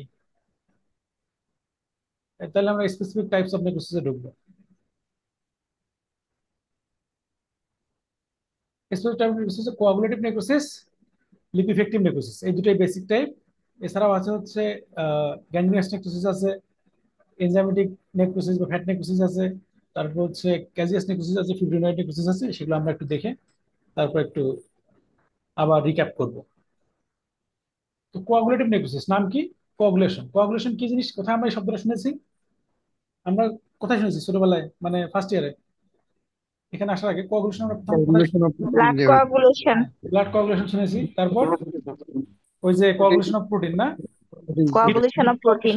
হিট কোয়াগুলেশন টেস্ট শুনেছি আমরা।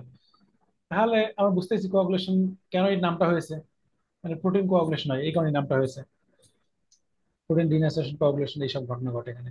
তাহলে কোয়াগুলেটিভ নেক্রোসিস এখানে কি হয়, যে জিনিসটা আমরা বলি যে আর্কিটেকচারটা প্রিজার্ভ থাকে। এটা কি আজীবনের জন্য প্রিজার্ভ থাকবে আর্কিটেকচার?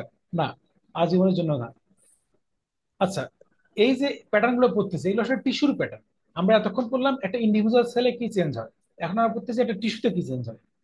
ঠিক আছে, সেই টিস্যুটা চেঞ্জ হচ্ছে এটা যে আর্কিটেকচারটা, টিস্যুর আর্কিটেকচার প্রিজার্ভ থাকবে কিছুদিনের জন্য হলেও। কেন প্রিজার্ভ থাকবে?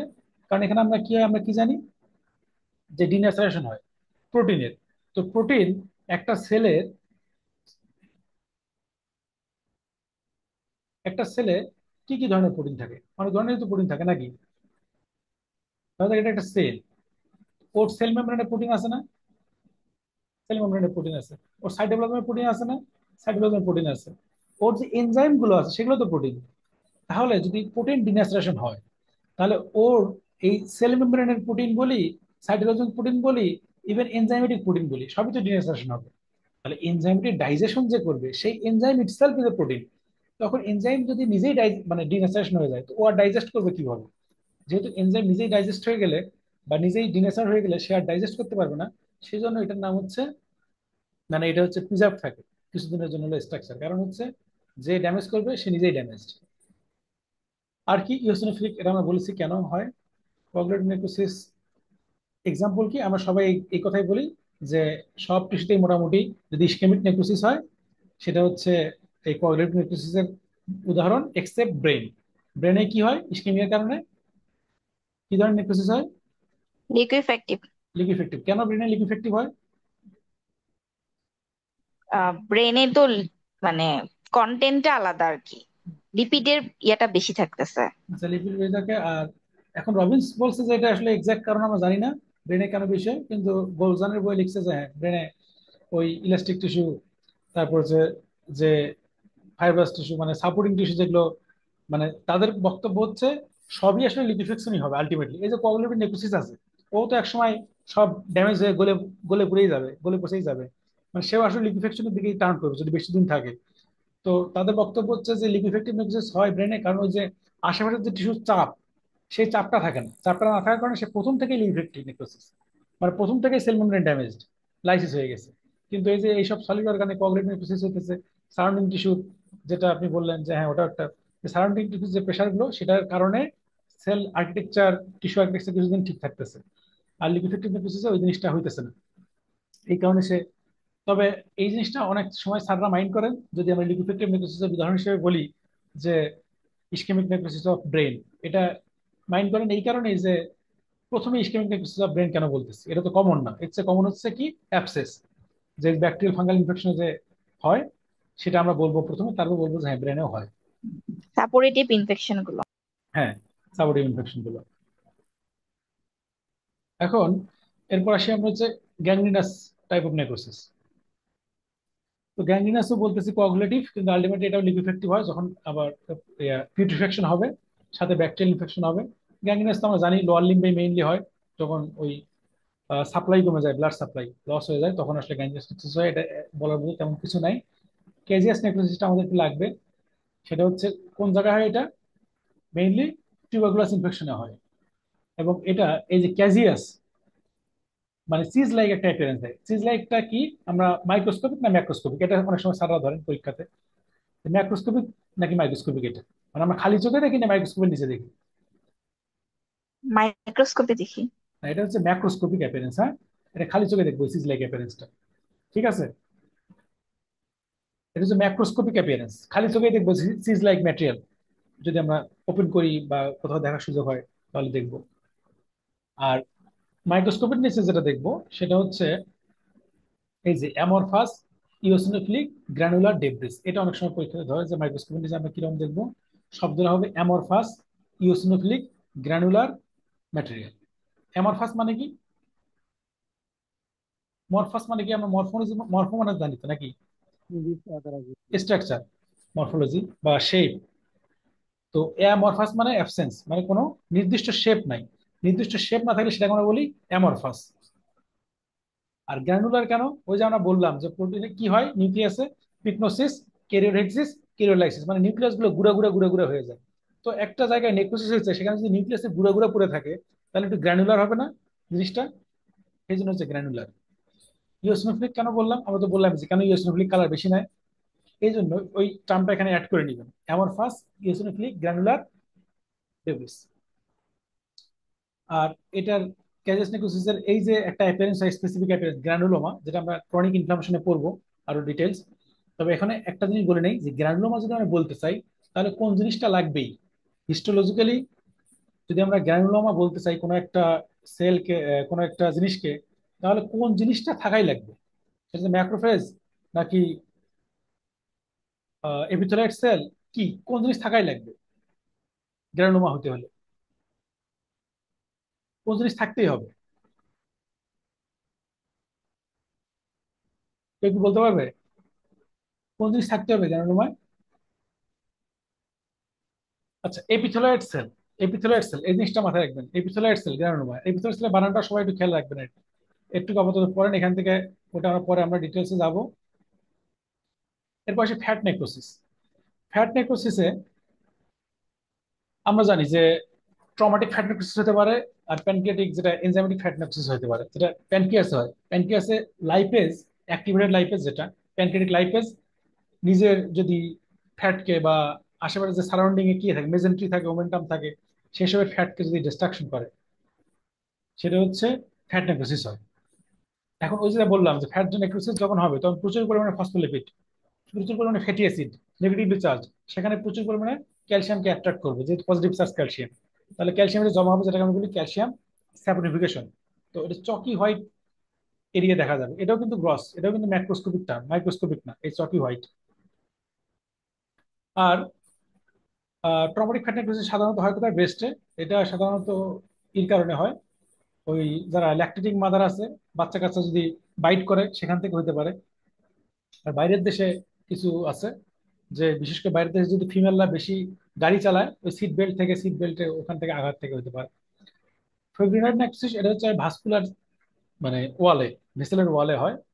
এখানে মূলত এই যে অ্যান্টিজেন অ্যান্টিবডি কমপ্লেক্স ডিপোজিশন হয়, যেমন এসএলই তে হতে পারে, বা ম্যালিগন্যান্ট হাইপারটেনশন, এই অ্যান্টিজেন অ্যান্টিবডি কমপ্লেক্স ডিপোজিশন হয়ে সাথে লিকেজ হয় প্লাজমা প্রোটিন, ওটা জমা হয়। এটা এত বেশি লাগবে না। নামটা হচ্ছে ফিব্রিনয়েড কেন?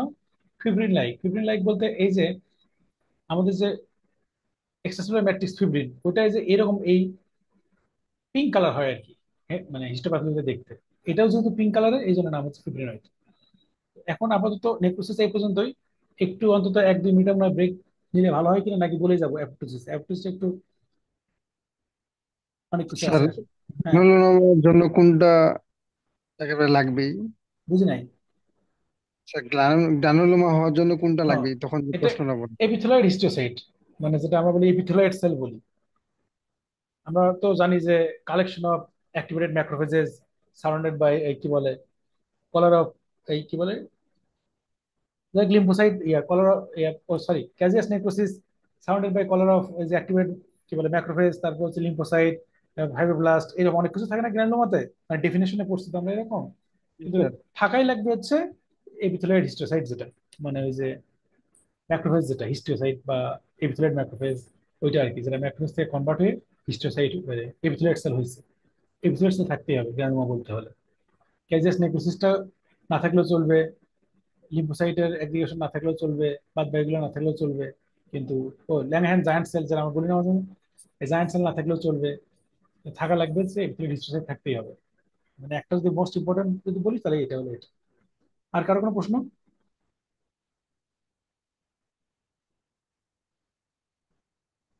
আচ্ছা, আমাকে আগাবো নাকি 1-2 মিনিট রেস্ট রেস্ট দিব, ব্রেক দিব? ব্রেক দেন। আচ্ছা, একটু ব্রেক দেন। হ্যাঁ তাহলে এখন তো 11:06 বাজে, 4 মিনিটের ব্রেক দিই, হ্যাঁ? 11:10,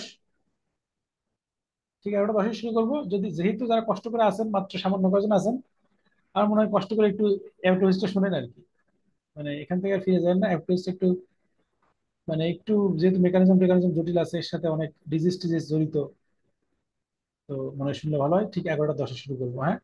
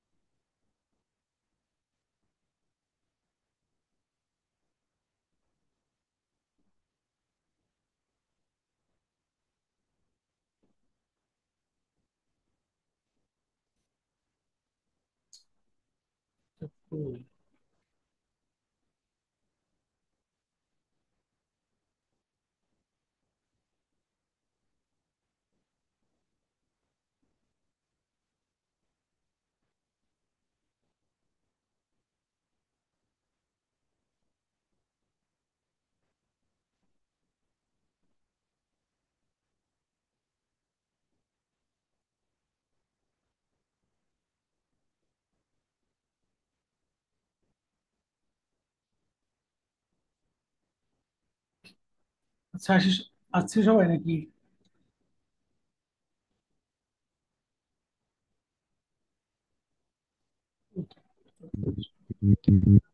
জি স্যার, আসি স্যার। আমি তো আবার স্ক্রিন আবার পাইতেছি না।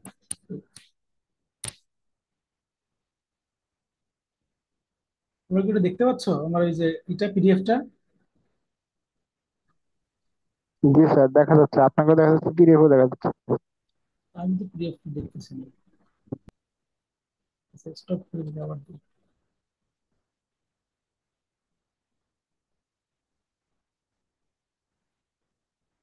ঠিক আছে। আচ্ছা দেখা যাচ্ছে অ্যাপোপ্টোসিস, হ্যাঁ? অ্যাপোপ্টোসিস মানে হচ্ছে ফলিং অফ। কথা শোনা যাচ্ছে তো না? জি ভাইয়া। অ্যাপোপ্টোসিস হচ্ছে ফলিং অফ, মানে হচ্ছে পড়ে যাওয়া, এখান থেকে নাম আসছে অ্যাপোপ্টোসিস। তো অ্যাপোপ্টোসিস কি আমরা সবাই জানি, এটা সুইসাইডাল প্রোগ্রাম। ডেফিনিশনটা একটু দেখে নিই। এটা হচ্ছে টাইটলি রেগুলেটেড সুইসাইড প্রোগ্রাম, মানে খুবই কন্ট্রোলড, যে উল্টাপাল্টা কিছু হওয়ার সুযোগ নাই। টাইটলি রেগুলেটেড সুইসাইড প্রোগ্রাম, যেখানে কি হচ্ছে, সেলস ডেস্টিন টু ডাই, মানে যারা মারা যাবে, যারা মারা যাওয়ার মনস্থির করে ফেলেছে, তারা অ্যাক্টিভ, মানে তারা কি করবে, অ্যাক্টিভেট ইন্ট্রিনসিক এনজাইমস। তারা কিছু নিজের ইন্ট্রিনসিক এনজাইমকে অ্যাক্টিভেট করবে, মানে নিজের ভেতরে এনজাইম। ইন্ট্রিনসিক শব্দটা আমরা জীবন অনেকবার শুনেছি, যেমন intrinsic pathway of coagulation, extrinsic pathway, intrinsic factor of castle, এরকম প্রচুর জায়গায় ইন্ট্রিনসিক শব্দটা শুনেছি। তো ইন্ট্রিনসিক মানে হচ্ছে নিজের ভিতরের যে এনজাইমগুলো, সেলের নিজস্ব এনজাইম, সেগুলোকে অ্যাক্টিভেট করবে, যেটা ডিগ্রেড করবে genomic DNA and nuclear and cytoplasmic protein. এই জেনোমিক ডিএনএ বললো কেন? এখানে তো আমরা যেমন বললাম নিউক্লিয়ার এবং সাইটোপ্লাজমিক প্রোটিন, কারণ নিউক্লিয়াসে প্রোটিন আছে, সাইটোপ্লাজমে প্রোটিন আছে।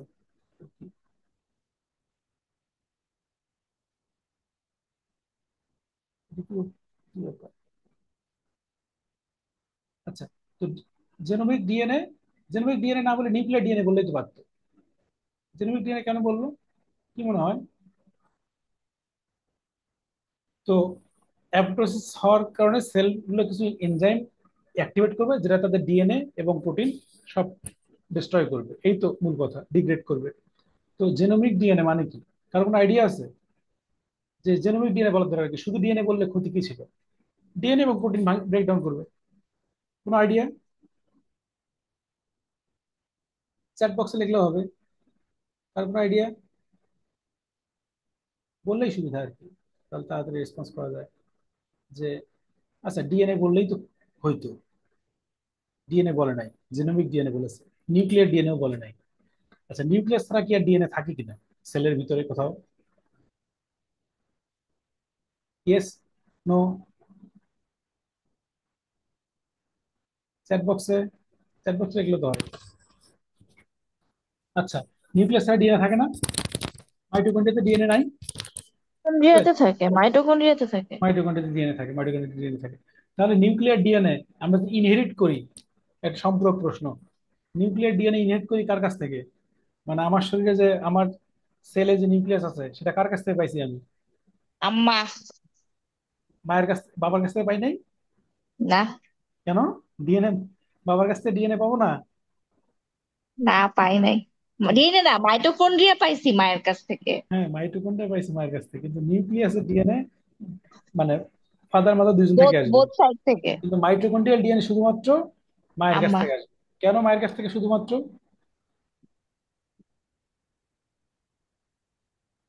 শুধুমাত্র মায়ের কাছ থেকে পাইলেন কেন? বাবা কি দোষ করছে?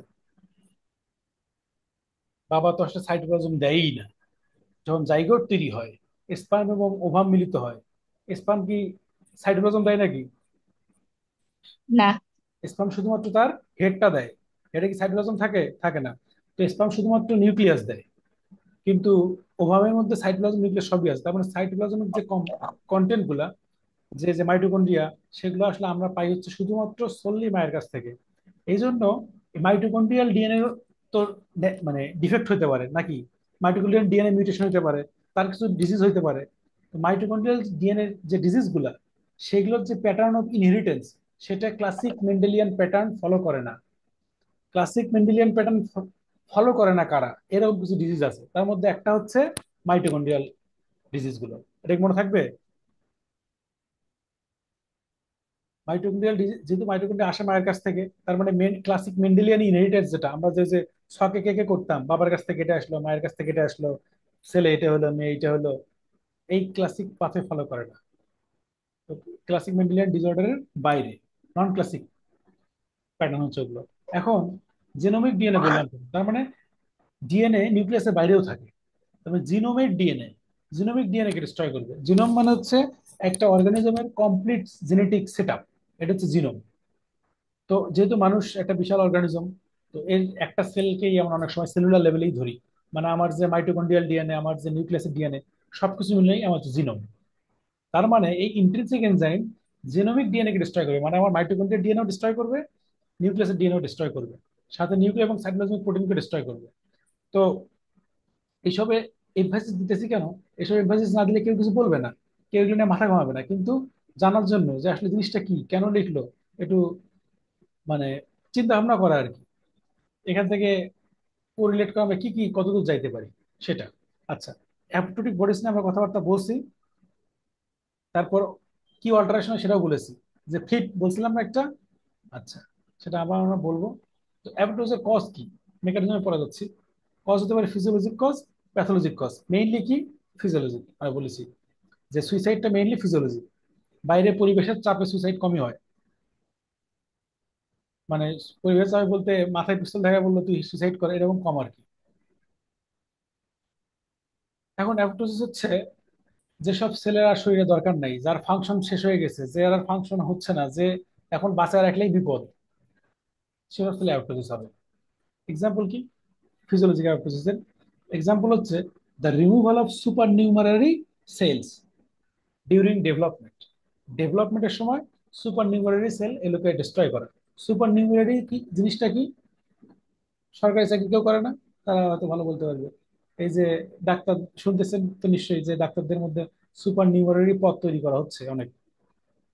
সুপার নিউমারি পদ মানে হচ্ছে পদ আসলে নাই। ধরা যাক আমার প্রমোশন ডিউ হয়ে গেছে, আমার প্রমোশন এখন হওয়া উচিত এতদিনে, তো আমাকে একটা অ্যাসিস্ট্যান্ট প্রফেসর বানানো হইলো। আমি অ্যাসিস্ট্যান্ট প্রফেসর, কিন্তু পদ নাই। আমি বেতন টেতন সব পাবো। আমার যদি কোনোভাবে আসল প্রমোশন হয়ে যায়, বা আমি না থাকি, বা আমি দুনিয়া থেকে বিদায় নিয়ে আল্লাহ না করুক, যে কোনো ভাবে যদি আমি কিছু হয়ে যাই, তাহলে ওই পদ আর থাকবে না। এই হচ্ছে সুপার নিউমারি পদ, ফাজলামি একটা আর কি। যাই হোক, তো এই সুপার নিউমারি সেল যারা এক্সেস সেল, সেগুলো অ্যাপোপ্টোসিসের মধ্যে ডিলিট হয়ে যাবে। যেমন লিম্ব বার্ড যখন তৈরি হয়, তখন এমব্রায়ো মানে ছোট মানে পেটের ভিতরে থাকে বাচ্চা, ধরা যাক এটা তার লিম্ব বার্ড, এরকম হাতটা এরকম আছে, এর মধ্যে আঙ্গুল তৈরি হতে হবে না? আঙ্গুল তো আলাদা আলাদা হইতে হবে। তো এই মাঝখানের যে জিনিস জায়গাগুলো, মাঝখানের যে জায়গাগুলো, এগুলো তো সেলগুলো এরকম আছে একসাথে লাগানো, মাঝখানের জায়গাগুলো তো মরে যেতে হবে সেলগুলোকে, তারপরে এরকম আঙ্গুল আলাদা আলাদা হবে। যদি অ্যাপোপ্টোসিস ঠিক মতো না হয়, তাইলে এরকম আঙ্গুল জোড়া লাগবে, জোড়া থাকবে। সেটাকে আমরা কি বলি? সিনডাকটাইলি। তাহলে এরকম হতে পারে যদি ঠিক মতো অ্যাপোপ্টোসিস না হয়। এখন involution of hormone dependent tissue in hormone withdrawal. তাহলে হরমোন ডিপেন্ডেন্ট যারা হরমোন উইথড্র করলে তাদের ইনভলিউশন হবে, মানে তারা অ্যাপোপ্টোসিস হবে। কারা? যেমন মেনোপজ হয়ে গেছে, তখন ওভারিয়ান ফলিকল গুলো অ্যাথলেটিক হয়ে যাবে মেনোপজের পরে। বা ল্যাকটেটিং ব্রেস্ট, যখন ল্যাকটেশন শেষ হয়ে যাবে, বন্ধ হয়ে যাবে, তখন হচ্ছে সেটাতে এরকম অ্যাপোপ্টোসিস হবে। তারপর cell turnover in proliferating cell population, যেখানে প্রচুর পরিমাণে সেল প্রলিফারেট করতেছে, সেল টার্নওভার হচ্ছে। টার্নওভার মানে কি? মানে ওই যে এসেছে নতুন শিশু, তাকে ছেড়ে দিতে হবে স্থান, নতুন শিশু আসতেছে, নতুন সেল আসতেছে, পুরাতন গুলো পড়ে যাচ্ছে, সরে যাচ্ছে। এটা হচ্ছে সেলুলার টার্নওভার। এটা সবচেয়ে সুন্দর এক্সাম্পল কি, এই যে আমাদের এপিথেলিয়াল বা আমাদের স্কিন সেল বা আমাদের যে গাট গাট লাইনিং, ইন্টেস্টিনাল লাইনিং এ প্রচুর পরিমাণ সেল তৈরি হইতেছে ইন্টেস্টিনাল ক্রিপ গুলোতে। আর সেই পুরাতন সেলগুলো শেড আপ হয়ে যেতেছে, ঝরে ঝরে পড়তেছে। এই ঝরে ঝরে পড়ে এই আয়রন এক্সক্রিট হয় শরীর থেকে, এটাই হচ্ছে আয়রন এক্সক্রিশনের রুট। তো এইসব জায়গাতে হতে পারে। আর কি, আর হচ্ছে এই যে B lymphocyte in germinal centre, তারপরে immature lymphocyte in bone marrow and thymus. আমরা জানি না, সহজ ভাষায় যদি বলি, বোন ম্যারো এবং থাইমাসে যে লিম্ফোসাইট ম্যাচুরেশন হয়, আমরা নিশ্চয়ই সবাই করেছি। পজিটিভ সিলেকশন, নেগেটিভ সিলেকশন, তারপর বি সেলের ক্ষেত্রে ক্লোনাল ডিলিশন, করছি না এগুলো? তো এই সব যে হয়, এগুলো হচ্ছে ওই যে অ্যাপোপ্টোসিস হয়। যে ধরা যাক আমার একটা টি লিম্ফোসাইট, বা এই যে এই জিনিসটা যদি দেখি, elimination of potentially harmful self reactive lymphocyte. B lymphocyte জটিল, ওটা না বলি, টি লিম্ফোসাইটটাই বলি। যে একটা টি লিম্ফোসাইট আছে আমার, তো টি লিম্ফোসাইট যখন ওই শিক্ষা পায় আর কি, থাইমিক এডুকেশন, টি টি লিম্ফোসাইট ওর কি থাকে, টিসিআর রিসেপ্টর থাকে। এই টিসিআর রিসেপ্টর যদি আমার বডি নিজের প্রোটিনকে, সেলফ এন্টিজেন যেগুলো সেলফ প্রোটিনকে যদি সে রিকগনাইজ করতে পারে খুব ভালোভাবে, তাহলে কি এই সেলটা ভালো আমাদের জন্য না খারাপ? আমাদের বডি সেলফ প্রোটিনকে যদি রিকগনাইজ করতে পারে, তাহলে আমাদের জন্য খারাপ। কারণ ওই টি লিম্ফোসাইটের কাজ তো সেলফ প্রোটিনকে রিকগনাইজ করে তার বিরুদ্ধে কাজ করে না। তাহলে এই টি লিম্ফোসাইটটাকে মেরে ফেলতে হবে, কারণ ও হচ্ছে সেলফ রিয়েক্টিভ লিম্ফোসাইট, আমার বডির সেলফ টিস্যুর সাথে সে রিয়েক্ট করতেছে। তখন হচ্ছে তার অ্যাপোপ্টোসিস হবে। অথবা এই যে বি লিম্ফোসাইট, এই যে ধরা যাক একটা লিম্ফ নোডে একটা ডেনড্রাইটিক সেল একটা অ্যান্টিজেন ধরে নিয়ে আসছে, মানে একটা মাইক্রো অর্গানিজম আসছে শরীরের ভিতরে ঢুকছে। ধরা যাক আমার সার্ভাইকাল লিম্ফ নোড আছে, এখানে ডেনড্রাইটিক সেল এটাকে ধরে নিয়ে বি সেলের কাছে প্রেজেন্ট করছে, বি লিম্ফোসাইটের কাছে। বি লিম্ফোসাইট মনে করা যাক এটাই, এটা ধরলাম একটা বি লিম্ফোসাইট। তো বি লিম্ফোসাইটে আমরা কি রিসেপ্টর থাকে আমরা জানি না, বি সেল রিসেপ্টর থাকে। বি সেল রিসেপ্টর, বিসিআর, এটা আসলে বি সেল রিসেপ্টর আসলে কিছু না, ইমিউনোগ্লোবিন এম। এই বি সেল রিসেপ্টর দিয়ে ধরা যাক সে ওই অ্যান্টিজেনকে রিকগনাইজ করছে, করলে বি সেলের পলিফারেশন হবে।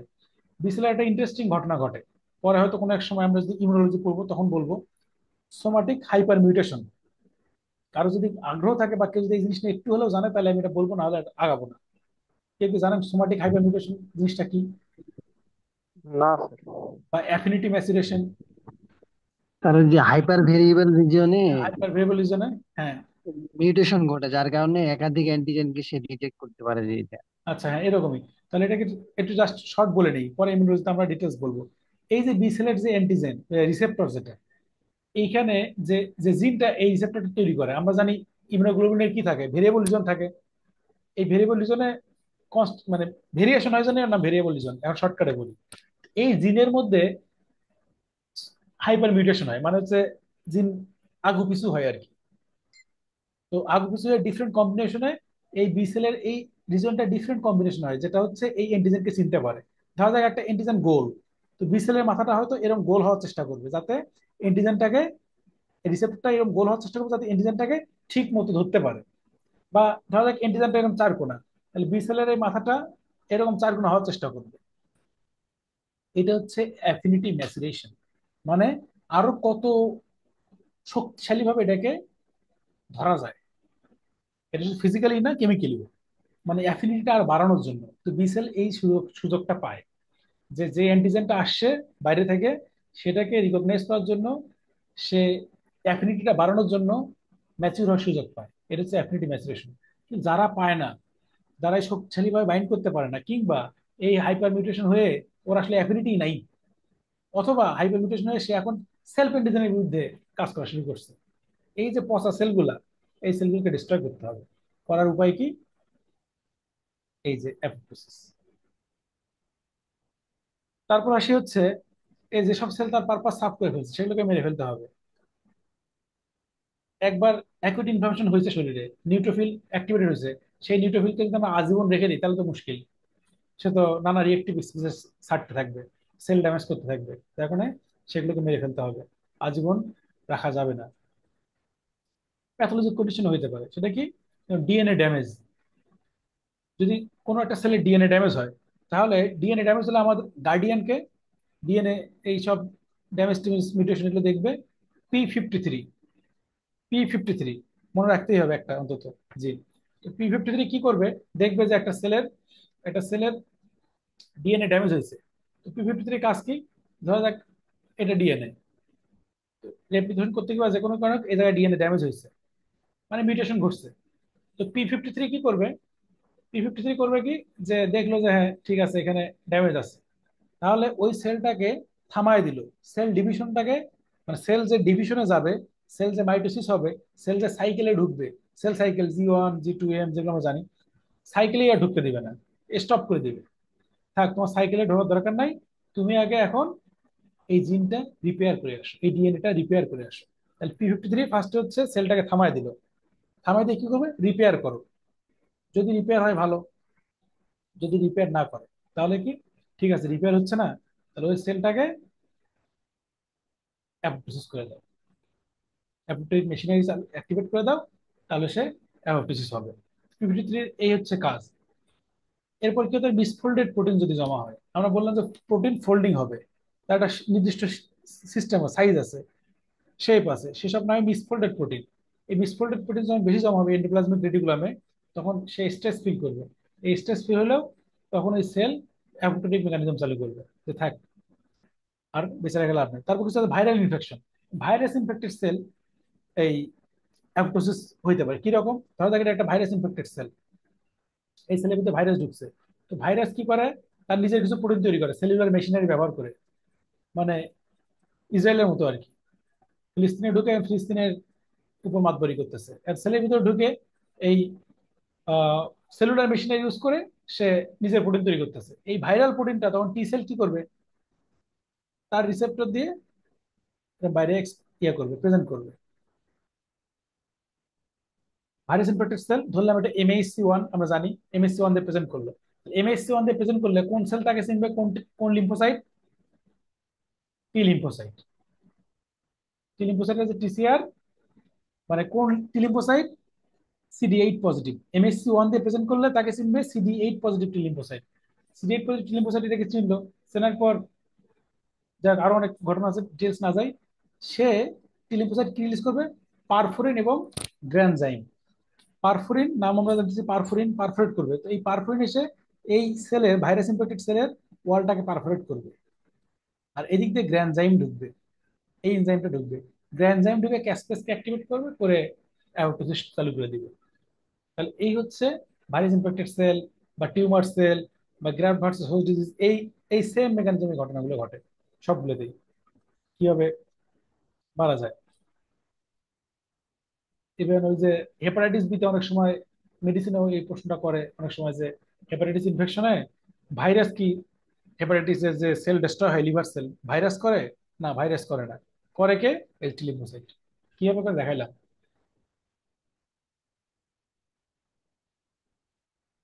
কারো কোনো কোশ্চেন, না হলে আমরা এখন প্যাথোজেনেসিসে ঢুকবো আর কি,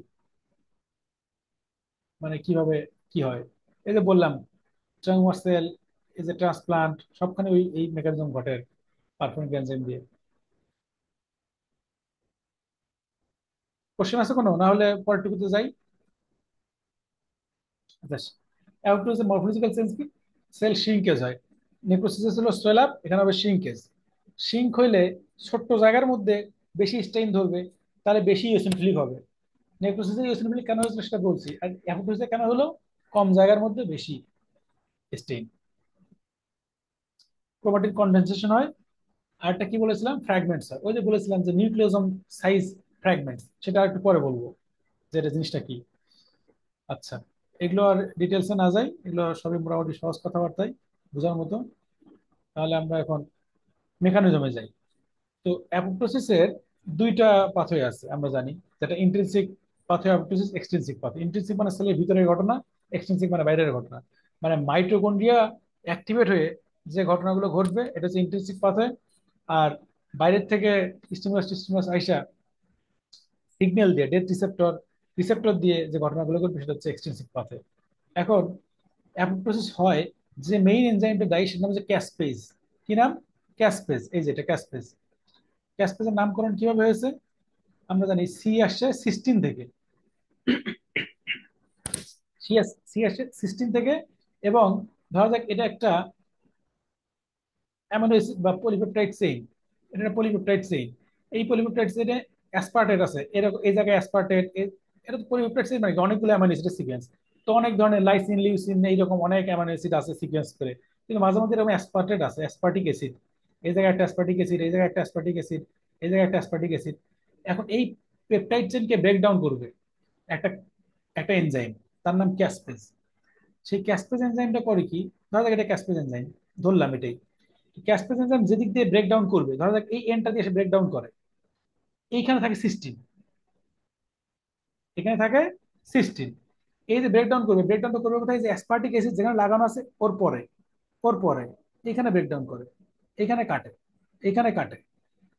তাহলে একটা প্রোটিয়েজ এনজাইম যার মাথায় আছে, অ্যাক্টিভ প্রান্তে আছে সিস্টিনের সি, সিস্টিন, যে কাজ যে কাটে হচ্ছে অ্যাসপার্টেটের পরে, এর নাম হচ্ছে অ্যাসপার্টেটের এ এস পি। এবং এটা যেহেতু প্রোটিয়েজ, সেই প্রোটিয়েজের এজ, এ এস ই, এ হলো ক্যাসপেজ। এখান থেকে নাম আসছে ক্যাসপেজ। তাহলে ওর ফাংশনও জানলাম, ও কি করে, ক্যাসপেজ। কিছুটা হলে এই একটা এনজাইম মনে রাখতে হবে ক্যাসপেজ, যে অ্যামিনো শুরু করে হচ্ছে ক্যাসপেজ। এবং ক্যাসপেজের আরেকটা কাজ আছে, সেটা আমরা আচ্ছা এখন বলি।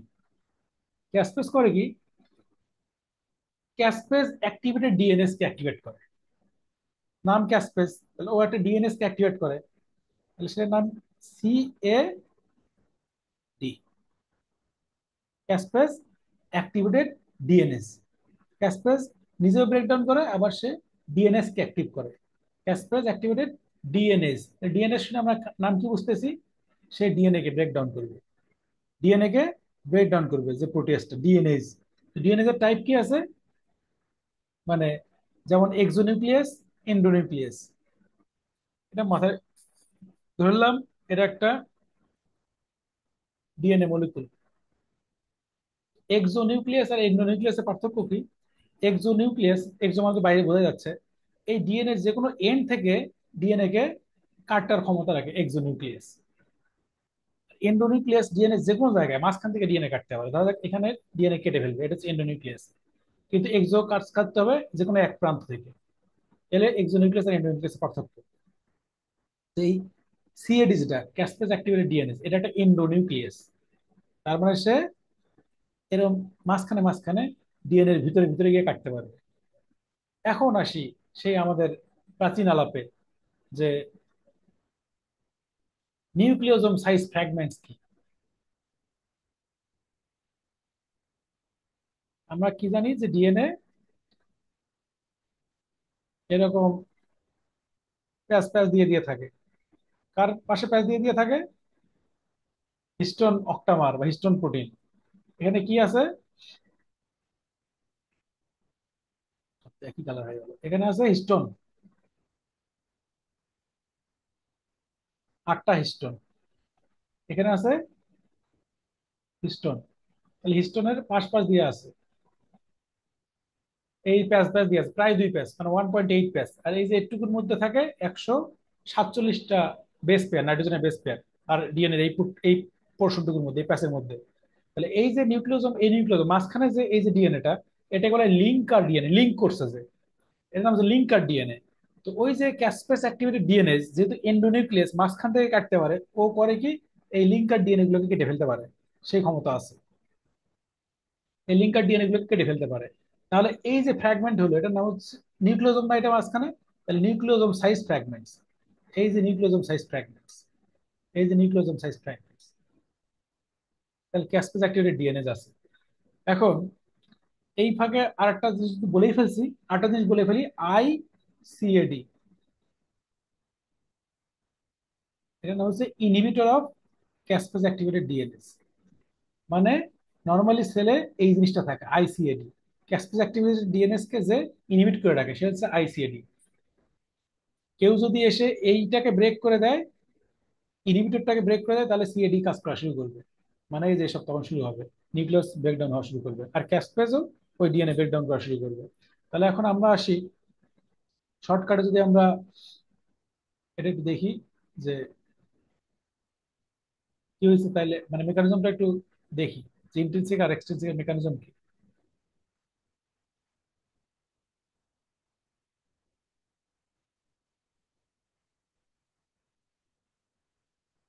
আচ্ছা, শর্টকাটে যদি বলি, সেটা হচ্ছে যে মাইটোকন্ড্রিয়াল পাথওয়ে, যেটা যে কোনো প্রকার যদি সেল ইনজুরি হয়, গ্রোথ ফ্যাক্টর যদি না থাকে, সেলকে স্টিমুলেট করার মতো গ্রোথ ফ্যাক্টর নাই, বা ডিএনএ ড্যামেজ হয়েছে, বা ফ্রি রেডিকেল ইনজুরি, বা প্রোটিন মিসফোল্ডিং, এইসবের কারণে এই বিসিএল টু ফ্যামিলি, মানে এই যে এই প্রোটিনগুলো অ্যাক্টিভেটেড হয়। যে অ্যাপোপ্টোসিস হয় তার জন্য কিছু প্রোটিন থাকে, আবার যে অ্যাপোপ্টোসিস বাধা দেয় তার জন্য কিছু প্রোটিন থাকে। যেগুলো অ্যাপোপ্টোসিস করে সেটার নাম প্রো অ্যাপোপ্টোটিক প্রোটিন, আর যারা বাধা দেয় সেটা হচ্ছে এন্টি অ্যাপোপ্টোটিক প্রোটিন। এইটার চেক অ্যান্ড ব্যালেন্স থাকে, এই জন্যই সেল বেঁচে থাকে। যে ঠিক আছে, অ্যান্টি অ্যাপোপ্টোটিকের কাজ বন্ধ, প্রো অ্যাপোপ্টোটিক আছে, তাহলে অ্যাপোপ্টোসিস হবে। প্রো অ্যাপোপ্টোসিসকে আবার সাপ্রেস করা গেছে, এন্টি অ্যাপোপ্টোটিক আপার হ্যান্ড দিচ্ছে, তাহলে সেল বেঁচে থাকবে। এই হলো কমন কথা। তাহলে আরেকটা ছবি আছে, সেটা দেখি। যে এই যে আমার নর্মাল সেলে সার্ভাইভাল মানে ফ্যাক্টর, গ্রোথ সিগন্যাল আসতেছে, তখন এই যে সেলে এই যে বিসিএল টু, এটা নামটা আমার মনে রাখি, বিসিএল টু আর বিসিএল এক্সেল, এরা হচ্ছে এন্টি অ্যাপোপ্টোটিক প্রোটিন। তো এরা অ্যাপোপ্টোসিস করতে দিচ্ছে না, ঠিক আছে। তো এটা আপার হ্যান্ড নিচ্ছে। কিন্তু যদি সার্ভাইভাল সিগন্যাল না থাকে বা ড্যামেজ থাকে, তাহলে এই যে কিছু প্রোটিন আছে, যেমন সেটা খারাপ প্রোটিন, আমরা মনে রাখতে পারি ব্যাড দিয়ে, বিএডি, ব্যাড, ব্যাড, বিড, এরকম কিছু। তারপর ব্যাক্স, ব্যাক, এগুলো করে কি, এই বিসিএল টু কে ইনহিবিট করে, এক নম্বর কথা। দুই নম্বর কি করে, ওই যে ওরা হচ্ছে এই যে ব্যাক্স ব্যাক চ্যানেলটাকে অ্যাক্টিভেট করে। তিনটা জিনিস করে, একটা হচ্ছে প্রো অ্যাপোপ্টোটিক যে প্রোটিন গুলো, সেগুলো চ্যানেলটাকে অ্যাক্টিভেট করে, অ্যান্টি অ্যাপোপ্টোটিক প্রোটিনটাকে বাধা দেয়, এবং অ্যান্টি অ্যাপোপ্টোটিক প্রোটিনটাকে সিনথেসিসও কমায় দেয়। ফলে এই যে চ্যানেল খুললো, এই যে মাইটোকন্ড্রিয়ার দুটো মেমব্রেন থাকে, আউটার মেমব্রেন আর ইনার মেমব্রেন, এর মাঝখানে থাকে হচ্ছে সাইটোক্রোম সি। এই সাইটোক্রোম সিটা খুব গুরুত্বপূর্ণ। এই চ্যানেল দিয়ে যখন সাইটোক্রোম সিটা বের হয়ে আসে, সাইটোক্রোম সি হচ্ছে ক্যাসপেসকে অ্যাক্টিভেট করে। ইন্ট্রিনসিক পাথওয়েতে ক্যাসপেস হচ্ছে ইনিশিয়েটর, ক্যাসপেসের নাম হচ্ছে ক্যাসপেস 9, সেটাকে অ্যাক্টিভেট করে। সে অ্যাক্টিভেট করে এক্সিকিউটর ক্যাসপেস, মানে যে এক্সিকিউশন করে, যেমন ক্যাসপেস 3 এবং 6। এরা ওই যে ক্যাসপেস কি করে, ব্রেকডাউন, কাটাকাটি করে, ক্যাসপেস অ্যাক্টিভেট ডিএনএস কে অ্যাক্টিভেট করে, এইসব করে। তাহলে এটুকু আমরা মোটামুটি বুঝছি যে বিসিএল টু এরা হচ্ছে এন্টি অ্যাপোপ্টোটিক, মানে অ্যাপোপ্টোসিসে বাধা দেয়। এখন একটা প্রশ্ন করি, যে কোনো একটা টিউমারে যদি বিসিএল টু বেড়ে যায়, সেই জন্য যদি টিউমার হয়, তাহলে সেই টিউমারটার গ্রোথ খুব অ্যাগ্রেসিভ হবে নাকি স্লো গ্রোথ হবে? কি মনে হয়, কেউ কি বলবে? কোনো একটা টিউমার বা ক্যান্সার হয়েছে বিসিএল টু ওভার এক্সপ্রেশনের কারণে। হইতে পারে তো, বিসিএল টু বেশি হওয়া মানে কি, সেলের অ্যাপোপ্টোসিস হচ্ছে না, মানে সেল মরতেছে না, তাহলে তার সেল নাম্বার বাড়বে। সেটা কি অ্যাগ্রেসিভ হবে নাকি স্লো গ্রোয়িং টিউমার হবে?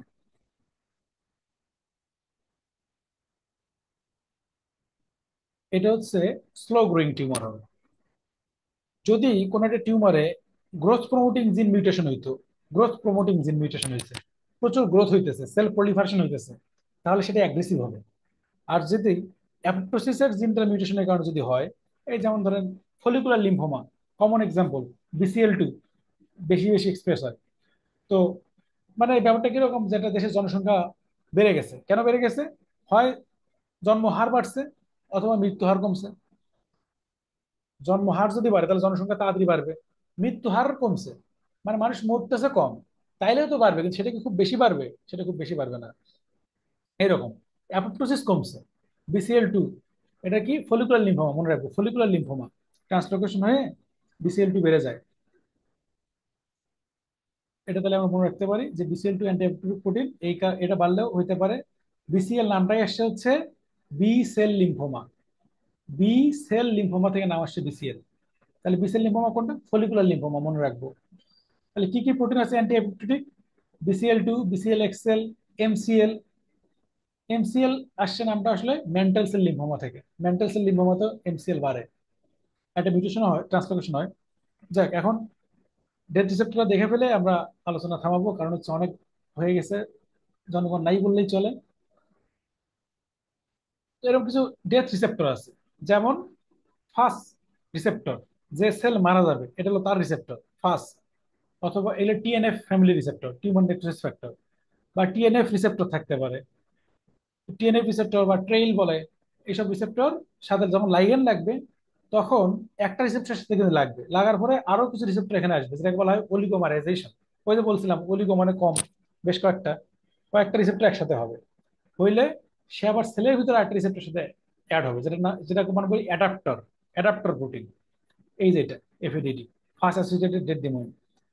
এই ঘটনা যখন ঘটবে তখন ওই যে ইন্ট্রিনসিক পাথওয়েতে বলছিলাম যে ইনিশিয়েটর ক্যাসপেস, ক্যাসপেস 9, আর এক্সটেন্সিভ পাথওয়েতে হচ্ছে ক্যাসপেস 8 ইনিশিয়েটর। এই ক্যাসপেস প্রো ক্যাসপেস মানে হচ্ছে ইনঅ্যাক্টিভ, প্রো ক্যাসপেসটা অ্যাক্টিভ হবে এবং অটো ক্যাটালাইটিক রিঅ্যাকশন দিবে। অটো ক্যাটালাইটিক মানে আমরা কি জানি, যে একজন আরেকজনকে প্রভাবিত করবে, সে আবার আরেকজনকে করবে, এরকম। এইটা আবার কি করবে, এক্সিকিউশনের ক্যাসপেস কি, ক্যাসপেস 3 আর 6 দুইটা জায়গাতেই, ইন্ট্রিনসিক পাথওয়ে এক্সটেন্সিভ পাথওয়ে দুই জায়গাতেই এক্সিকিউশনের ক্যাসপেস হচ্ছে ক্যাসপেস 3 আর 6। তো এই যে ঘটনাটা ঘটে অ্যাপটোসিসের মাধ্যমে মারা যায়, এই এই এই ডেটটাকে আমরা বলি হচ্ছে ইফারোসাইটোসিস। ফ্যাগোসাইটোসিসের জায়গায় ইফারোসাইটোসিস। তাহলে ফ্যাগোজোম যেটা ফর্মেশন হয় নর্মালি, এখানে নাম হবে ইফারোজোম। ফ্যাগোলাইসোজোম ফর্মেশন হয়, সেটা এখানে নাম হচ্ছে ইফারোলাইসোজোম। আর বেশি কিছু বলবো না, আপাতত এই পর্যন্ত থাকুক। আরো কিছু ডেট আছে, যেমন নেক্রোপ্টোসিস, এটা পরীক্ষায় আসে মাঝে মধ্যে, যেহেতু নতুন। ফেরোপ্টোসিস আছে, পাইলোপ্টোসিস আছে, যেহেতু অনেক সময় চলে গেছে আর এটা নিয়ে কথা বলবো না এখন। এই পর্যন্ত কারো যদি কিছু প্রশ্ন থাকে একটু কেউ বলতে পারে চাইলে।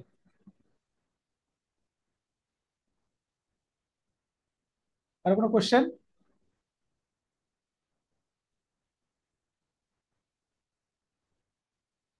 কেউ কি আছে আসলে?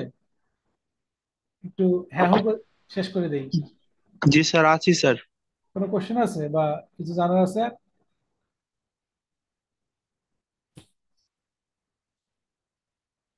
আচ্ছা, রবিবার করেই যদি থাকেন, যাই হোক, রবিবার করেই আমি সম্ভবত ক্লাসটা নিব, এই একই টাইমে 10টার দিকে। তো দেখা হবে। আর একটা হচ্ছে যে পড়ানোর ব্যাপারে যদি কোনো সাজেশন থাকে বা কোনো যদি কেমন পড়াইলাম, খারাপ হোক ভালো হোক, এটা যদি একটু গ্রুপে লিখেন তাহলে একটু সুবিধা হয় আর কি। তো আমার জন্য একটু ভালো হয় যে নিজের ইম্প্রুভেশনের জায়গা যদি ভালো লাগে তাহলে সেটা লিখলেও আমি একটু বুঝে ইন্সপায়ার্ড হব, এই আর কি। সবাইকে ধন্যবাদ। আপনারা একটু গ্রুপে লিখেন আর কি কেমন লাগলো বা কি ঘটনা, তাহলে খুশি হব। আসসালামু আলাইকুম।